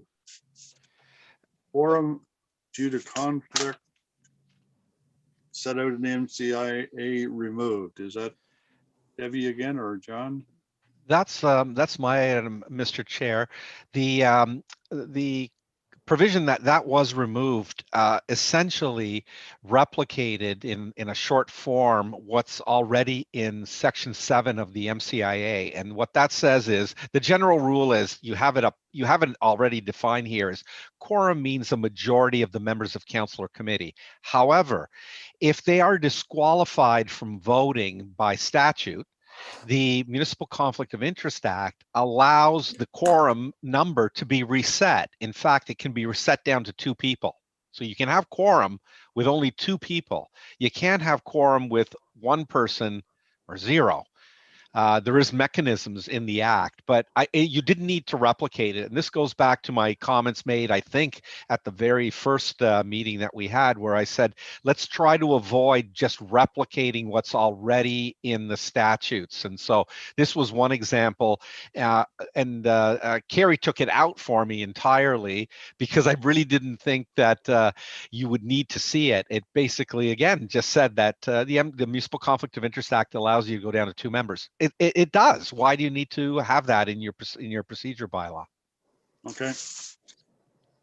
And Mr. Chair, if I could, I'll have a couple of other comments very similar to that. So if you can remember that comment, we're just about to head into a couple of other ones that I'll say almost the exact same thing. Okay, I see that's coming right up next. So before we move on to those, Neil or Kelly, do you have any comments on this one? I'm good with removing it. Okay, good stuff. Take it out, both this one and the next one. Okay, John, anything else you want to add on the open and closed meetings? No, I don't, Mr. Chair. I've just suggested certain things move. I did take, though, both Carrie and Debbie's comments to heart. They did think it was appropriate to specify in the procedure bylaw, to be very clear, that you can have closed meetings for 12 certain specified matters. And so while that is sort of deviates from the rule that I usually give to you, I think it's common practice, it's customary to have the closed meeting exceptions replicated in the procedure bylaw. The way we've done it is we've honed very, very closely to the language that's in the statute already. You'll see that, for instance, council and committee, the words closed meeting are capitalized. That's just to align it with what your procedure bylaw says. Otherwise, the language there is very similar, identical to what's in the 239 sub 2 and sub 3 of the Municipal Act. So it's, again, a deviation from my general rule not to replicate, but I think it gives some certainty for members going forward. Okay. And Carrie, are you happy with that? Yes, thank you, John. Kelly or Neil, any comments, I'm concerns? good with that. I'm good. Okay. Excellent. Thank you, John. Section 5.1B. Through the chair, that was me. If you'd like, I can give you kind of my question is the first line, each advisory committee shall have the terms of reference that sets out its purpose, guidelines for membership, and I think it should say how it will operate. And I didn't know why you had the second line. It didn't, and I should have asked Carrie this rather than putting it on my summary, but I wasn't sure what the intent was, because normally your terms of reference will state the process, which is the committee, I would presume they get the reports from staff, and then if any item has to be brought to council, it's all outlined in the terms of references normally. So that was just my question there, just understanding things. Yeah, and through the chair, you're right. And trying to get those terms of references standardized is something I think Devlin is working on right now, so that the next term of council, they will all be identical. We didn't support the advisory committees years ago, and the terms of references were done by other staff. So now that it's all under legislative services, I totally agree. And we're working towards having all the terms of references identical, and all what it should be contained in the terms of reference to be contained in there. So this was our just, yes, I think we can, if that's the way we're going, then we can definitely get rid of this stuff in here that doesn't really belong. It better to belong in the terms of reference. Okay. Kelly or Neil, do you have thoughts on that? Yeah, I like getting rid of it. I do think like every one of these points under 5.1 talks about what's already in the terms of reference for each committee, and it gives us the opportunity to be a little more flexible when we develop the terms of reference for each committee, and you have that approved by council. I don't see that needs to be here as well. I'm in agreement. Remove it.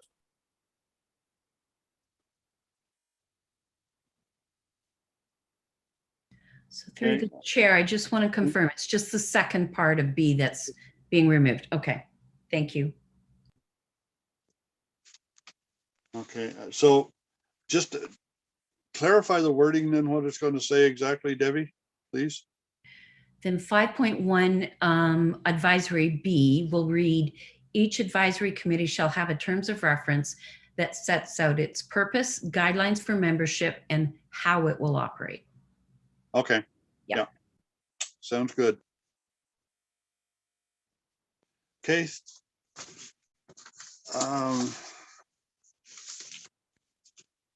And next is section 6.4, conflict of interest.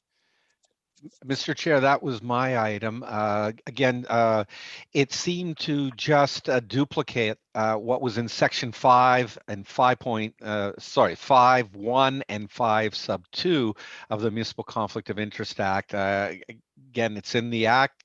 Didn't think that you needed to know that if you have a pecuniary interest and it's in front of council, then you can't participate, you can't vote, you can't influence the vote, and you have to, of course, disclose the matter. It's already in the legislation. I think you've had a significant training on that probably, and so it's not necessary for the procedure bylaw.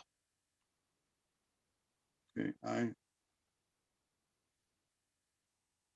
I'm just trying to cross-reference here because I mentioned to you earlier that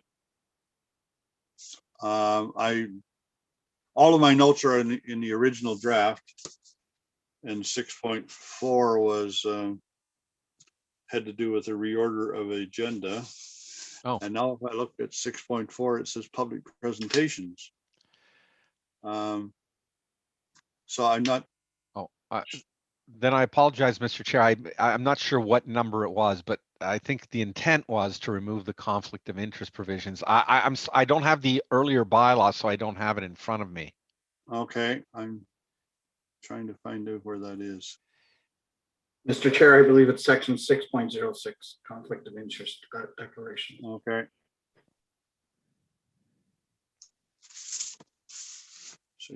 Okay, 6.06 conflict of interest declarations. Okay.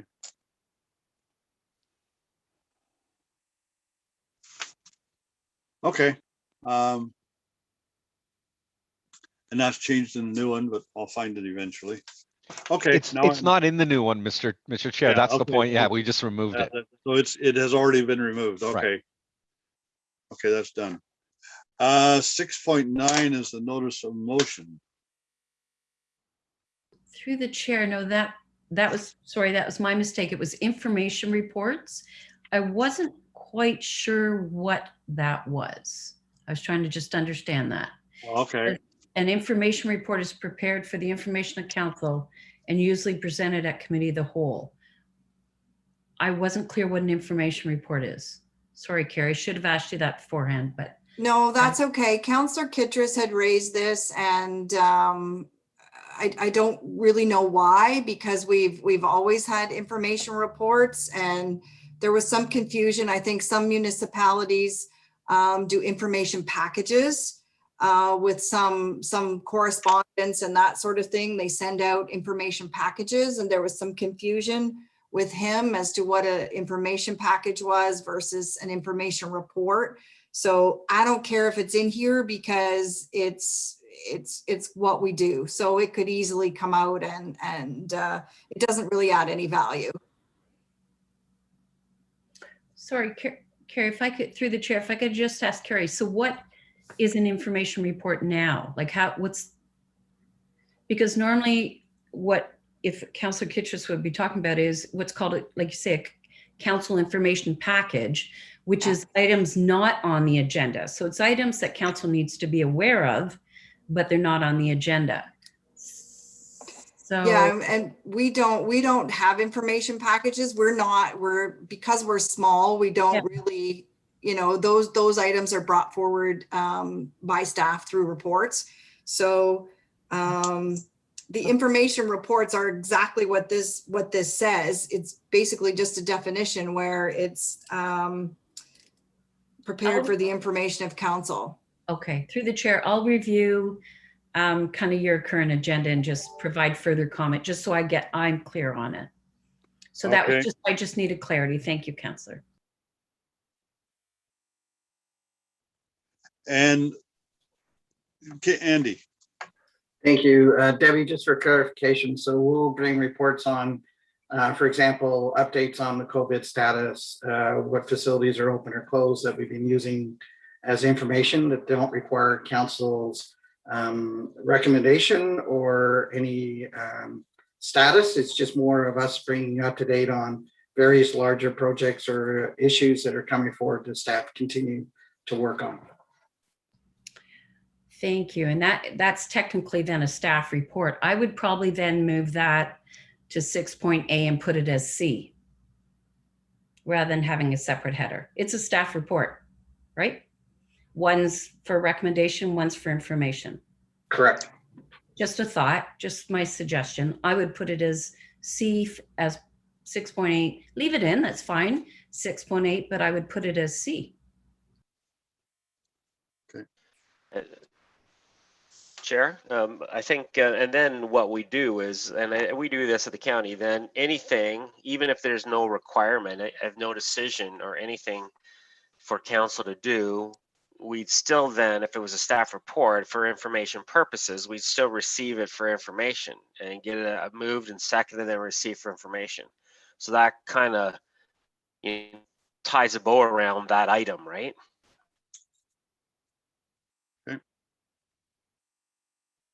So it's going to be not removed, just replay or moved, not removed, just moved is basically it, but staying in there is what I understand. Yeah, okay, that's good. The next item on here, 6.9, notice of motion. You still want that one, Debbie, or that was what you were saying? No, that should have said 6.9. That was my mistake. Information reports. That was my question. Okay. On that. So that was, okay. So that one is not part of our summary here. And so the last on the on this form is section 7. Eric, can I interrupt there for a second? Because 6.9 notice of motion is actually something I wanted to talk about and get some advice from Debbie and John. Because we often have. Should we go through it all again, Neil? Well, no, I just want a clarification on the particular issue that keeps coming up at council. And if I can get the clarification of the experts, I think we can put it to bed. So we use notice of motions quite a bit. It's a way councillors get specific items on the agenda. And when it's a notice of motion, we have set out in this bylaw how that is to proceed. But I want to get your opinion that if the majority of council decides to set aside the procedural bylaw and deal with the motion immediately, that's within the right of the council, provided it's a majority of council. Is that a correct assumption? Through the chair to the councillor, it's a 2/3 vote. 2/3 vote. Okay. And as a clerk, and I know Carrie would tell you the very same thing, what I would tell you, if you are going to be moving a motion that's on the agenda that the public has not been given the opportunity to speak to it, that's why it's structured the way it is. So you present it at one meeting, the members of the public know it's going to be addressed at the next meeting, and they have the opportunity to appear as a delegation. To delegate. Okay. And it gives council a little more staff the opportunity to prepare a report.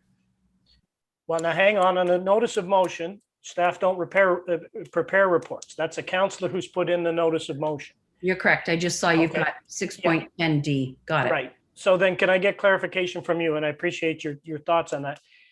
The way we've been doing with the notice of motion, it's the council that presents the notice of motion, and we haven't had any delegates on any of the notices of motion, even if it's in there for 30 days before it comes forward. I don't think we've ever had anybody asked to delegate to a notice of motion, have we? They have not been allowed, Carrie. I think that is, you would not accept a delegation to a notice of motion in the past. Is that not true? That's true. The way we handle notices of motion is you are, and our bylaw is basically silent on this. So what we do is we give notice at one meeting, then at the next meeting, the councillor that put forward the notice of motions speaks to it, introduces it, and moves it it is seconded and goes right into debate. There is no opportunity for a staff report. There is no opportunity for a delegation. Notice is basically given to council that this councillor has brought forward this item that is not necessarily part of the strategic plan or part of anyone's plan. It's usually something out of the blue. That's the way we've dealt with it. If council wishes a staff report or council wishes delegations to speak to it, then they refer it to staff or they refer it to another meeting. And that's how further input is developed. But the way we've been handling it is the notices of motion are notices given at 1, it is moved and seconded and debated without input. Debbie? Through the chair, that is common practice as well. There's nothing wrong with that. If there's the opportunity, then for further information to refer it back to staff and then it be handled as a staff report. I don't see any problem with that process. Mm-hmm. Carrie, that last month, I think maybe the month before, but whenever, Councillor Kitras brought forward a notice of motion. And when the motion came forward then, instead of, staff didn't comment on Stephen's notice, instead brought forward a second notice of motion on the same topic, or a second motion on the same topic. And Stephen's never really got voted on. It just got enveloped by the other one. And it seems to me that it kind of goes against the rules of staff aren't involved in a notice of motion. And then all of a sudden, in that particular case, they were very much involved. And so I'm curious. Are we talking about the neighborhood wellness one? I am indeed. Well, that one was actually, I have a resolution in the minutes where it was moved by someone and seconded by someone and referred to Community Services Advisory Committee. And Councillor Kitras at this meeting on Monday publicly criticized me for actions taken by council by way of resolution. So we have a resolution by council referring that to CSAC. I think Councillor Kitras is upset because CSAC didn't immediately come back with a response to the referral, but that matter is before the committee and it will remain before that committee until such time as the committee brings it back or council directs them otherwise or takes other action. So there is some confusion that council acted on that by referring it, and that is totally appropriate to refer a matter to committee. Yeah, I don't disagree with what you're saying, Carrie. It did get referred, but it got referred as part of another motion from Kendra at the same meeting. And what I was saying is that in the past, staff have never commented on a notice of motion, and you just admitted or just said the same thing that we don't do that. But in this particular case, we did. And so I guess just clarification would be a wonderful thing here. When things can happen, when they don't happen, because I'm not sure exactly what went through to CSAC. Was it Kendra's motion or was it Stephen's motion? Andy has his hand up, Kirk, Yeah, and I think he needs clarification. I think the CAO should maybe comment on this. Yep. Through you, Mr. Chair, the resolution of council asked to be referred back to CSAC, and that Councillor Kitras works with staff, and that's what was asked. Councillor Kitras actually met with our staff and Kendra with regards to some options on neighborhood support, and that's why that report was brought forward at the same time as Councillor Kitras's notice of motion, because it was asked of staff to do that, and then it was referred in both Kendra's, the neighborhood report and Councillor Kitras's were represented to CSAC the same way they were presented to council. And right now, given the information, there was some unclarity as to what some of the Councillor Kitras was asking of committee or council to be looking at. And the committee wanted to have further discussions with regards to Councillor Kitras's motion. And we'll be dealing with that at their meeting in June. And it's our anticipation that the committee will review that and bring back a recommendation to council for probably our July meeting or June meeting. So we have followed consistency. Council directed staff to meet with Councillor Kitras and talk about the neighborhood and have our other options or ideas presented. Okay. Yeah, okay. I didn't see it quite that way, but I'll believe you. So the last section is section 7.1A. Is that Debbie? Through the chair, yes, I think that relates to withdraw. Just you can leave it like this, but normally if someone wants to withdraw a motion, let me see. I was talking about withdraw. I think kept moved in a second. Yeah, Debbie, this is where we get caught all the time in the yes. And council never gets this, in that when it's moved and seconded, it becomes the property of the body. And we get stuck hundreds of times where very quick off the jump, they move and second something and then they're stuck because we either get a 3-3 right off the bat and before there's any discussion.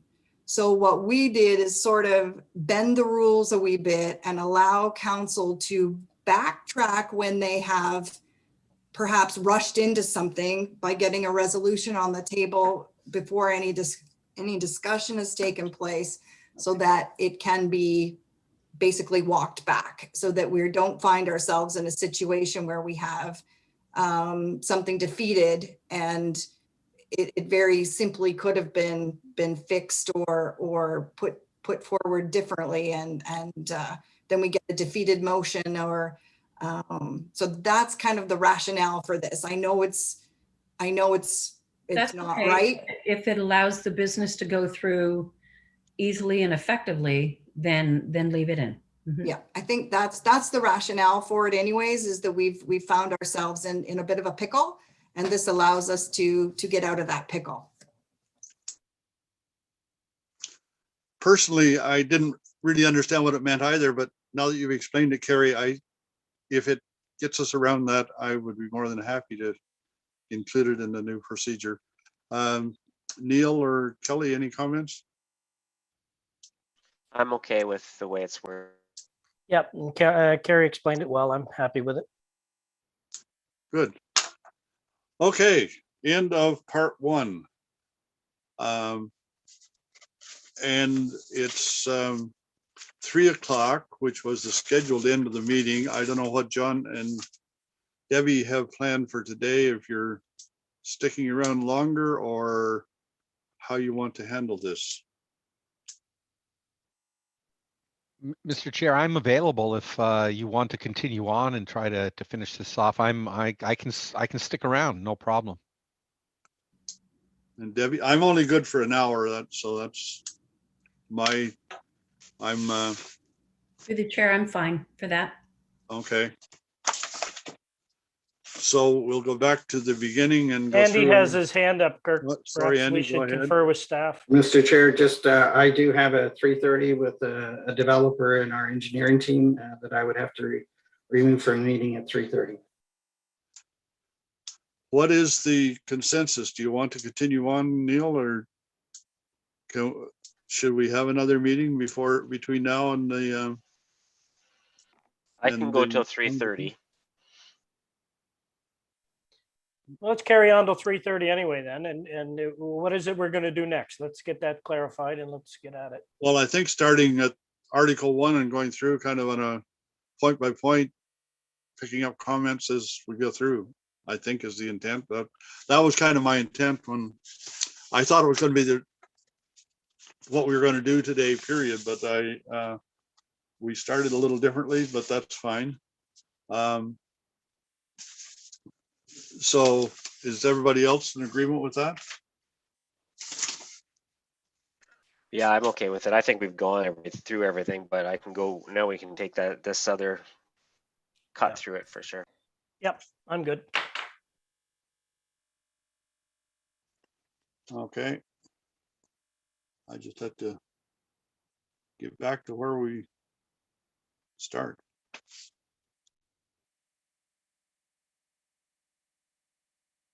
And just to be clear, we're going through the document was sent through this morning, right? Yes, I'm going to be using the original draft because that's where my notes are, but I'll be following the new one and go from there. So starting with 1.1A,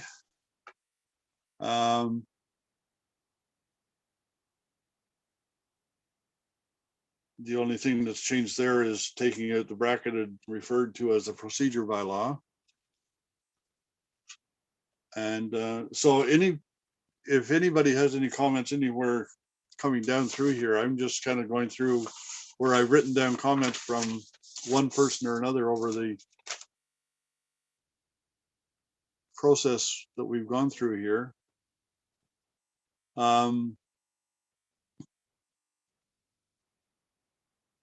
And nothing until I get to section 1.4. And I'm just about to see what the heck that is.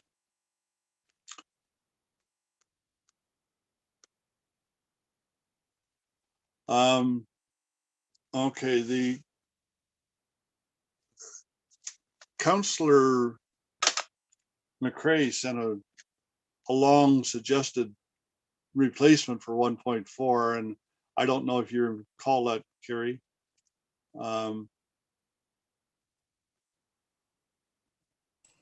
I don't. I mean, if this is a problem, I would take it out. I have that authority in the Municipal Act, so it doesn't really matter one way or the other. So if it's a point of a problem, I would just take it out. I think, I mean, his was paragraphs long. He had a part A with 8 points in it, and then another part B. And one of the things that he did mention is that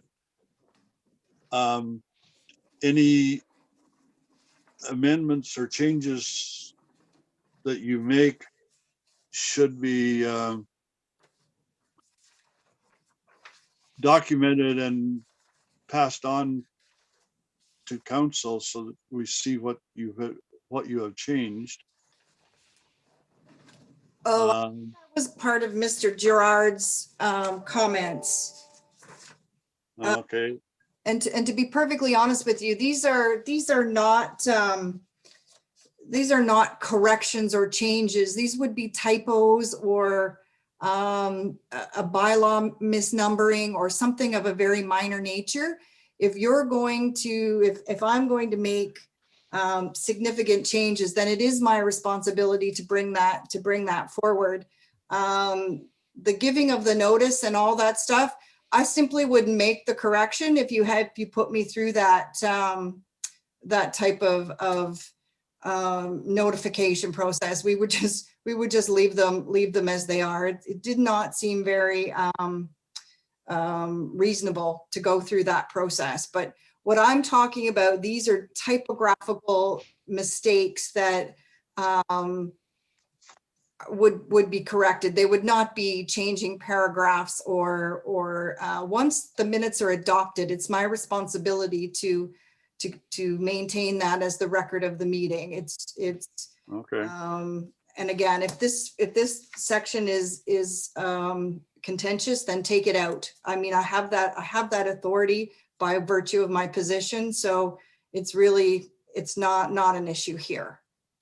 So John has his hand up, Kirk. Yep.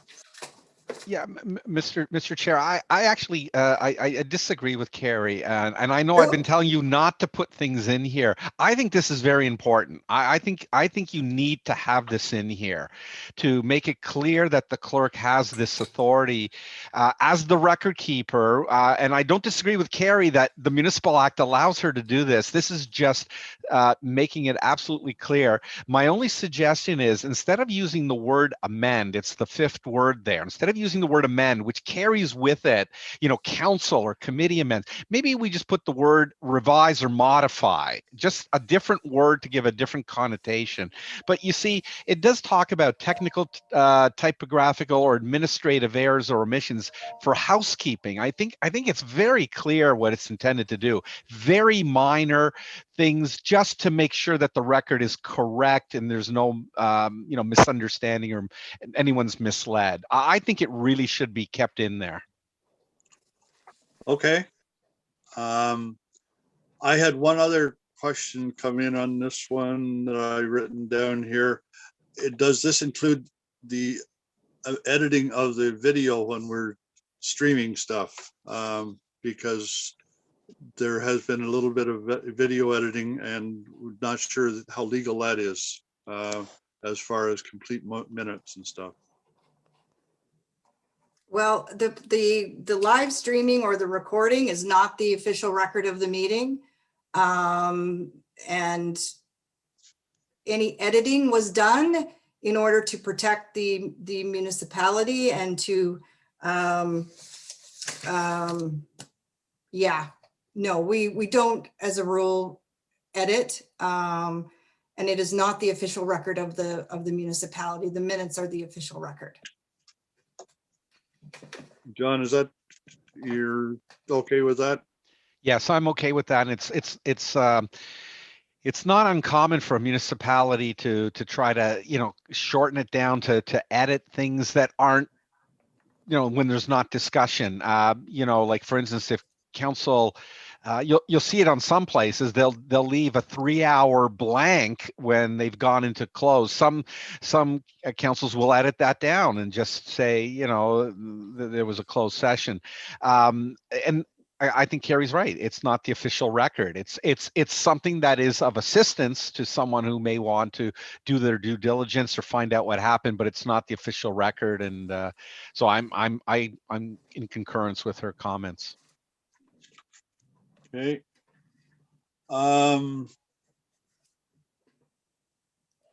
The next note I had has already been taken care of. And we've talked ad infinitum about non-pecuniary, so that one's taken care of.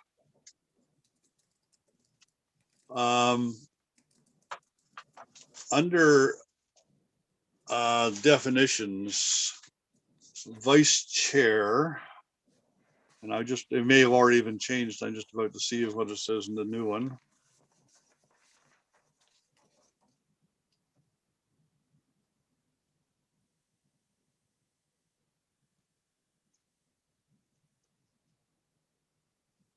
Vice chair to serve as chair in their absence. Yeah, it was just should it not say in the absence of the chair, I guess is the question. In their absence doesn't really define it very well. Does that make sense, Carrie? I can work with Debbie to come up with something better if it seems awkward. I think it means a member appointed by committee to serve as chair in their absence. So it's maybe we could reverse it. It's maybe awkward. Okay. Okay. Now I have to switch back in.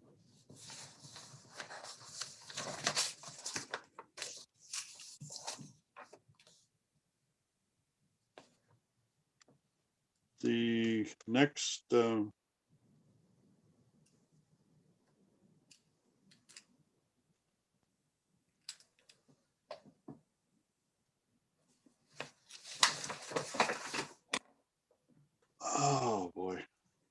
it's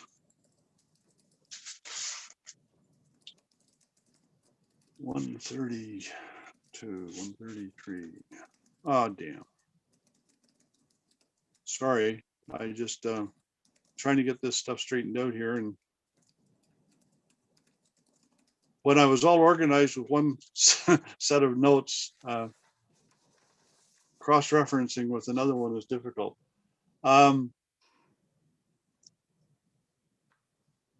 Okay, once again, Councillor McCrae sent in quite a long preamble for the duties and conduct, under the duties and conduct as under the title of Role of Council, Mayor and Committee Chair, section 3.01. And so it's a very long one, but I don't know if anybody has referred back to it, has any thoughts on it, because it includes a lot of different points that are not included at the moment.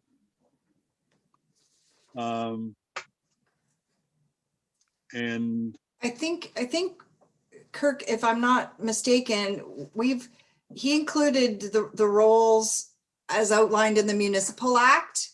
And I think John's already commented on that's not, that we're not to include that information. The role of the mayor, the preamble, the role of council, I think, is that what you're referring to? yeah, I think you're right. Okay.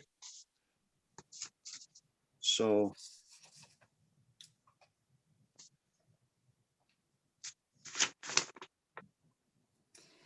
Talks about the neutrality as well, and I think we've also discussed that. Okay. And the need to vacate, which I think we're going to Debbie's going to address that. Yeah, got that. Yeah.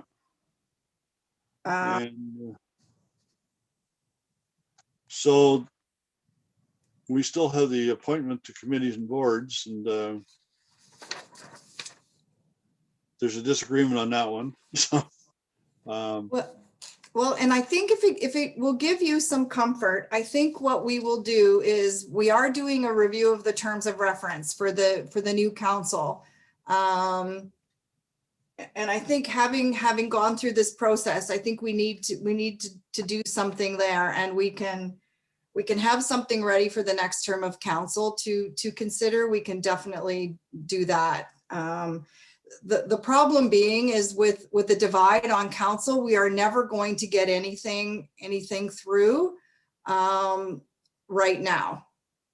There are too many differing opinions, and we're never going to get it right.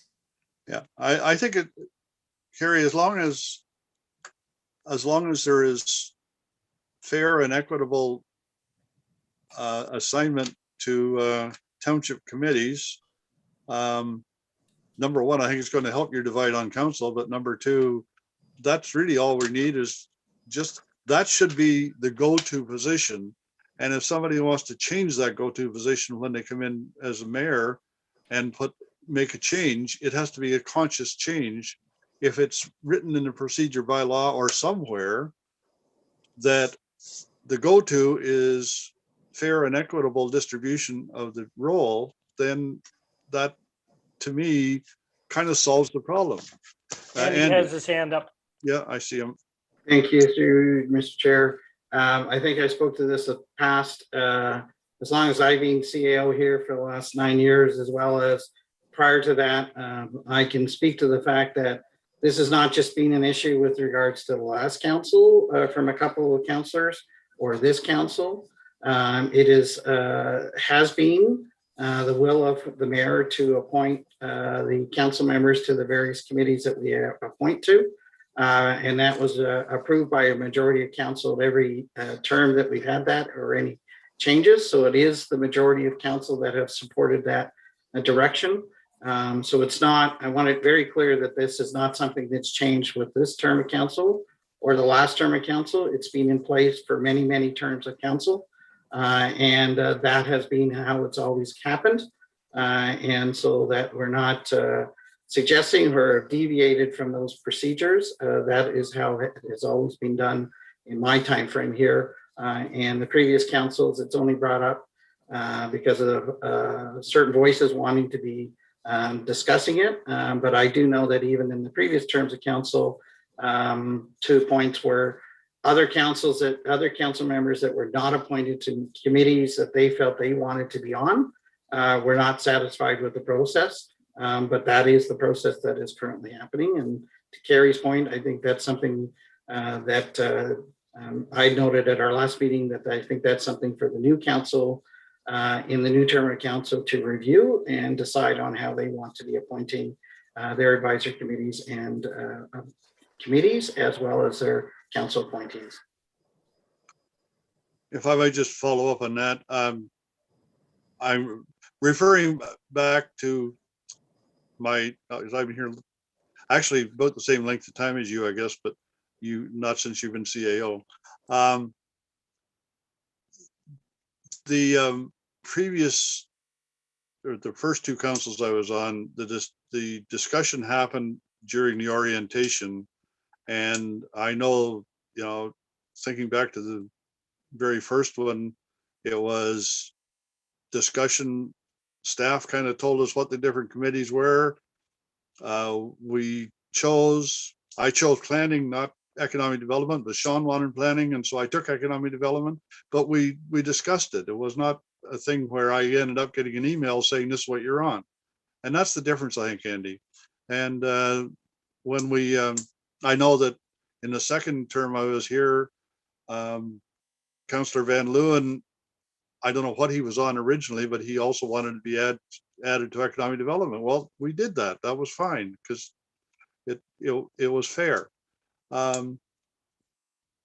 So I agree with you. Not everybody's always happy with what they get, but everybody gets something that is a part of the township committees, and we're not doing that now, and that's the part that's difficult. I mean, 2 weeks or last month I got onto Heritage, which is great, but I mean that's after, you know, almost 6 years of never being on an advisory, on a township committee, and that's not great because I was elected to represent people, and I can't do it if I'm not there. So that's all I'm asking for is fair and equitable treatment of council on the committees. And I don't think that's an unreasonable request. Can I say something, please? You certainly may. Thank you. Other people are taking flack for my decisions on this, and all things being equal, I'd love to have a fair and equal distribution of committees across our council. That's not the situation I inherited. I know this goes beyond what we're talking about today, but and that's why I've been silent on it, because I don't really want to talk about it. But I'm just getting a little bit fed up with some of the comments that have been made from councillors in the written report, and so I don't want to, but I feel like I'm backed into the corner. I don't want Andy having to explain things. I don't want Carrie to have to explain things, because these are my recommendations that went to council for approval on committee appointments. So I should be the one that's responding to them. I don't like to, because, you know, anyway, I really like staying on topic, and this is going off topic. So, you know, Councillor Kitras's submission says that the mayor does not like me. He filed many code of conduct complaints against me and lost. Okay, so that's not why Councillor Kitras is not on some of our committees. First of all, it has nothing to do with whether I like him or not. Secondly, I have not filed many code of conduct complaints. I filed one. It has nothing to do with winning and losing. And I received, you know, and Councillor Kitras is on committees. I don't know why people keep saying I'm not on committees. There's lots of committees. There's 4 advisory committees. There's lots of boards and committees. All our councillors are on a suite of different committees. Councillor Kitras is currently on farm safety, on health recruitment, county accessibility, and the GR not-for-profit housing committee. So every one of our councillors is on committees. It's always been that way. I'm not recommending certain councillors for certain advisory committees because of the experience that I've had with some of these councillors on the committees, and they haven't been favorable. I have an obligation, I said this last time we met, I have an obligation and a duty to our citizen volunteers to make sure that their time on committees is a good experience with the township. And that is a role I'm playing as mayor, to make sure that the committee volunteers have a good experience. There have been many public statements that question my integrity, question other councillors' integrity, questions the professional and integrity and the professionalism of our staff by certain councillors. I cannot have those councillors on these committees sharing those thoughts with our citizen advisory volunteers. That's my job, to make sure that that doesn't happen. I'd love to be fair. I'd love to be equitable. I cannot put certain councillors on committees because of the experience that I've had over the last 6 years that demonstrates certain councillors will say whatever they think, regardless of the negative impacts of their words. So that is the decision I've made, for better, for worse. I would love to be fair and equitable, but it's more important to me that we get the business of council done. It's more important to me that a wide variety of citizens have want to be on the committees. We've never before had the situation where we have way more people who want to volunteer for our committees than we have spots to fill. That's important to me. And so the fact of the matter is, I don't have a certain councillor on advisory committees because I don't think that's a good setup in order for us to get very important work completed for this township. And I take responsibility for that. If we want to put something into the procedure bylaw that takes away the ability of the mayor to recommend certain councillors on certain committees, then I will work within it. The next head of council will work within it. But until that happens, I'm going to need to do what I think is in the best interest of this township when it comes to councillors being placed on certain committees. That's the thing I didn't want to say because it's not related to this procedural bylaw. But at some point, it gets frustrating hearing the same thing over and over again, and there needs to be some adherence to facts. Anybody else got any comments?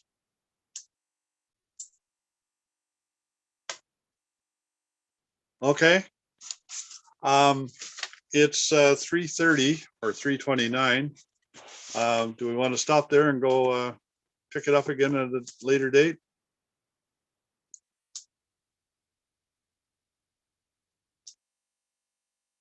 Kelly and Neil, are you? Yeah, Kelly's got to go. Andy's got a meeting, and I say we pick another date. Let Carrie send out an email and get back at it. Sounds like a plan. I don't think next one will take nearly as long, so we should be finished it fairly quickly, I think.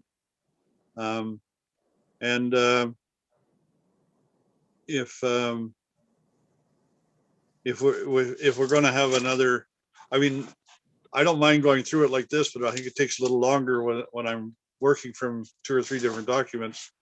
So I'll try to get everything in one for the next time around. But there's a lot of comments to consider, and I want to make sure that we're not leaving out anything, any input that is important for going forward. So we shall. Yeah, through you, Chair.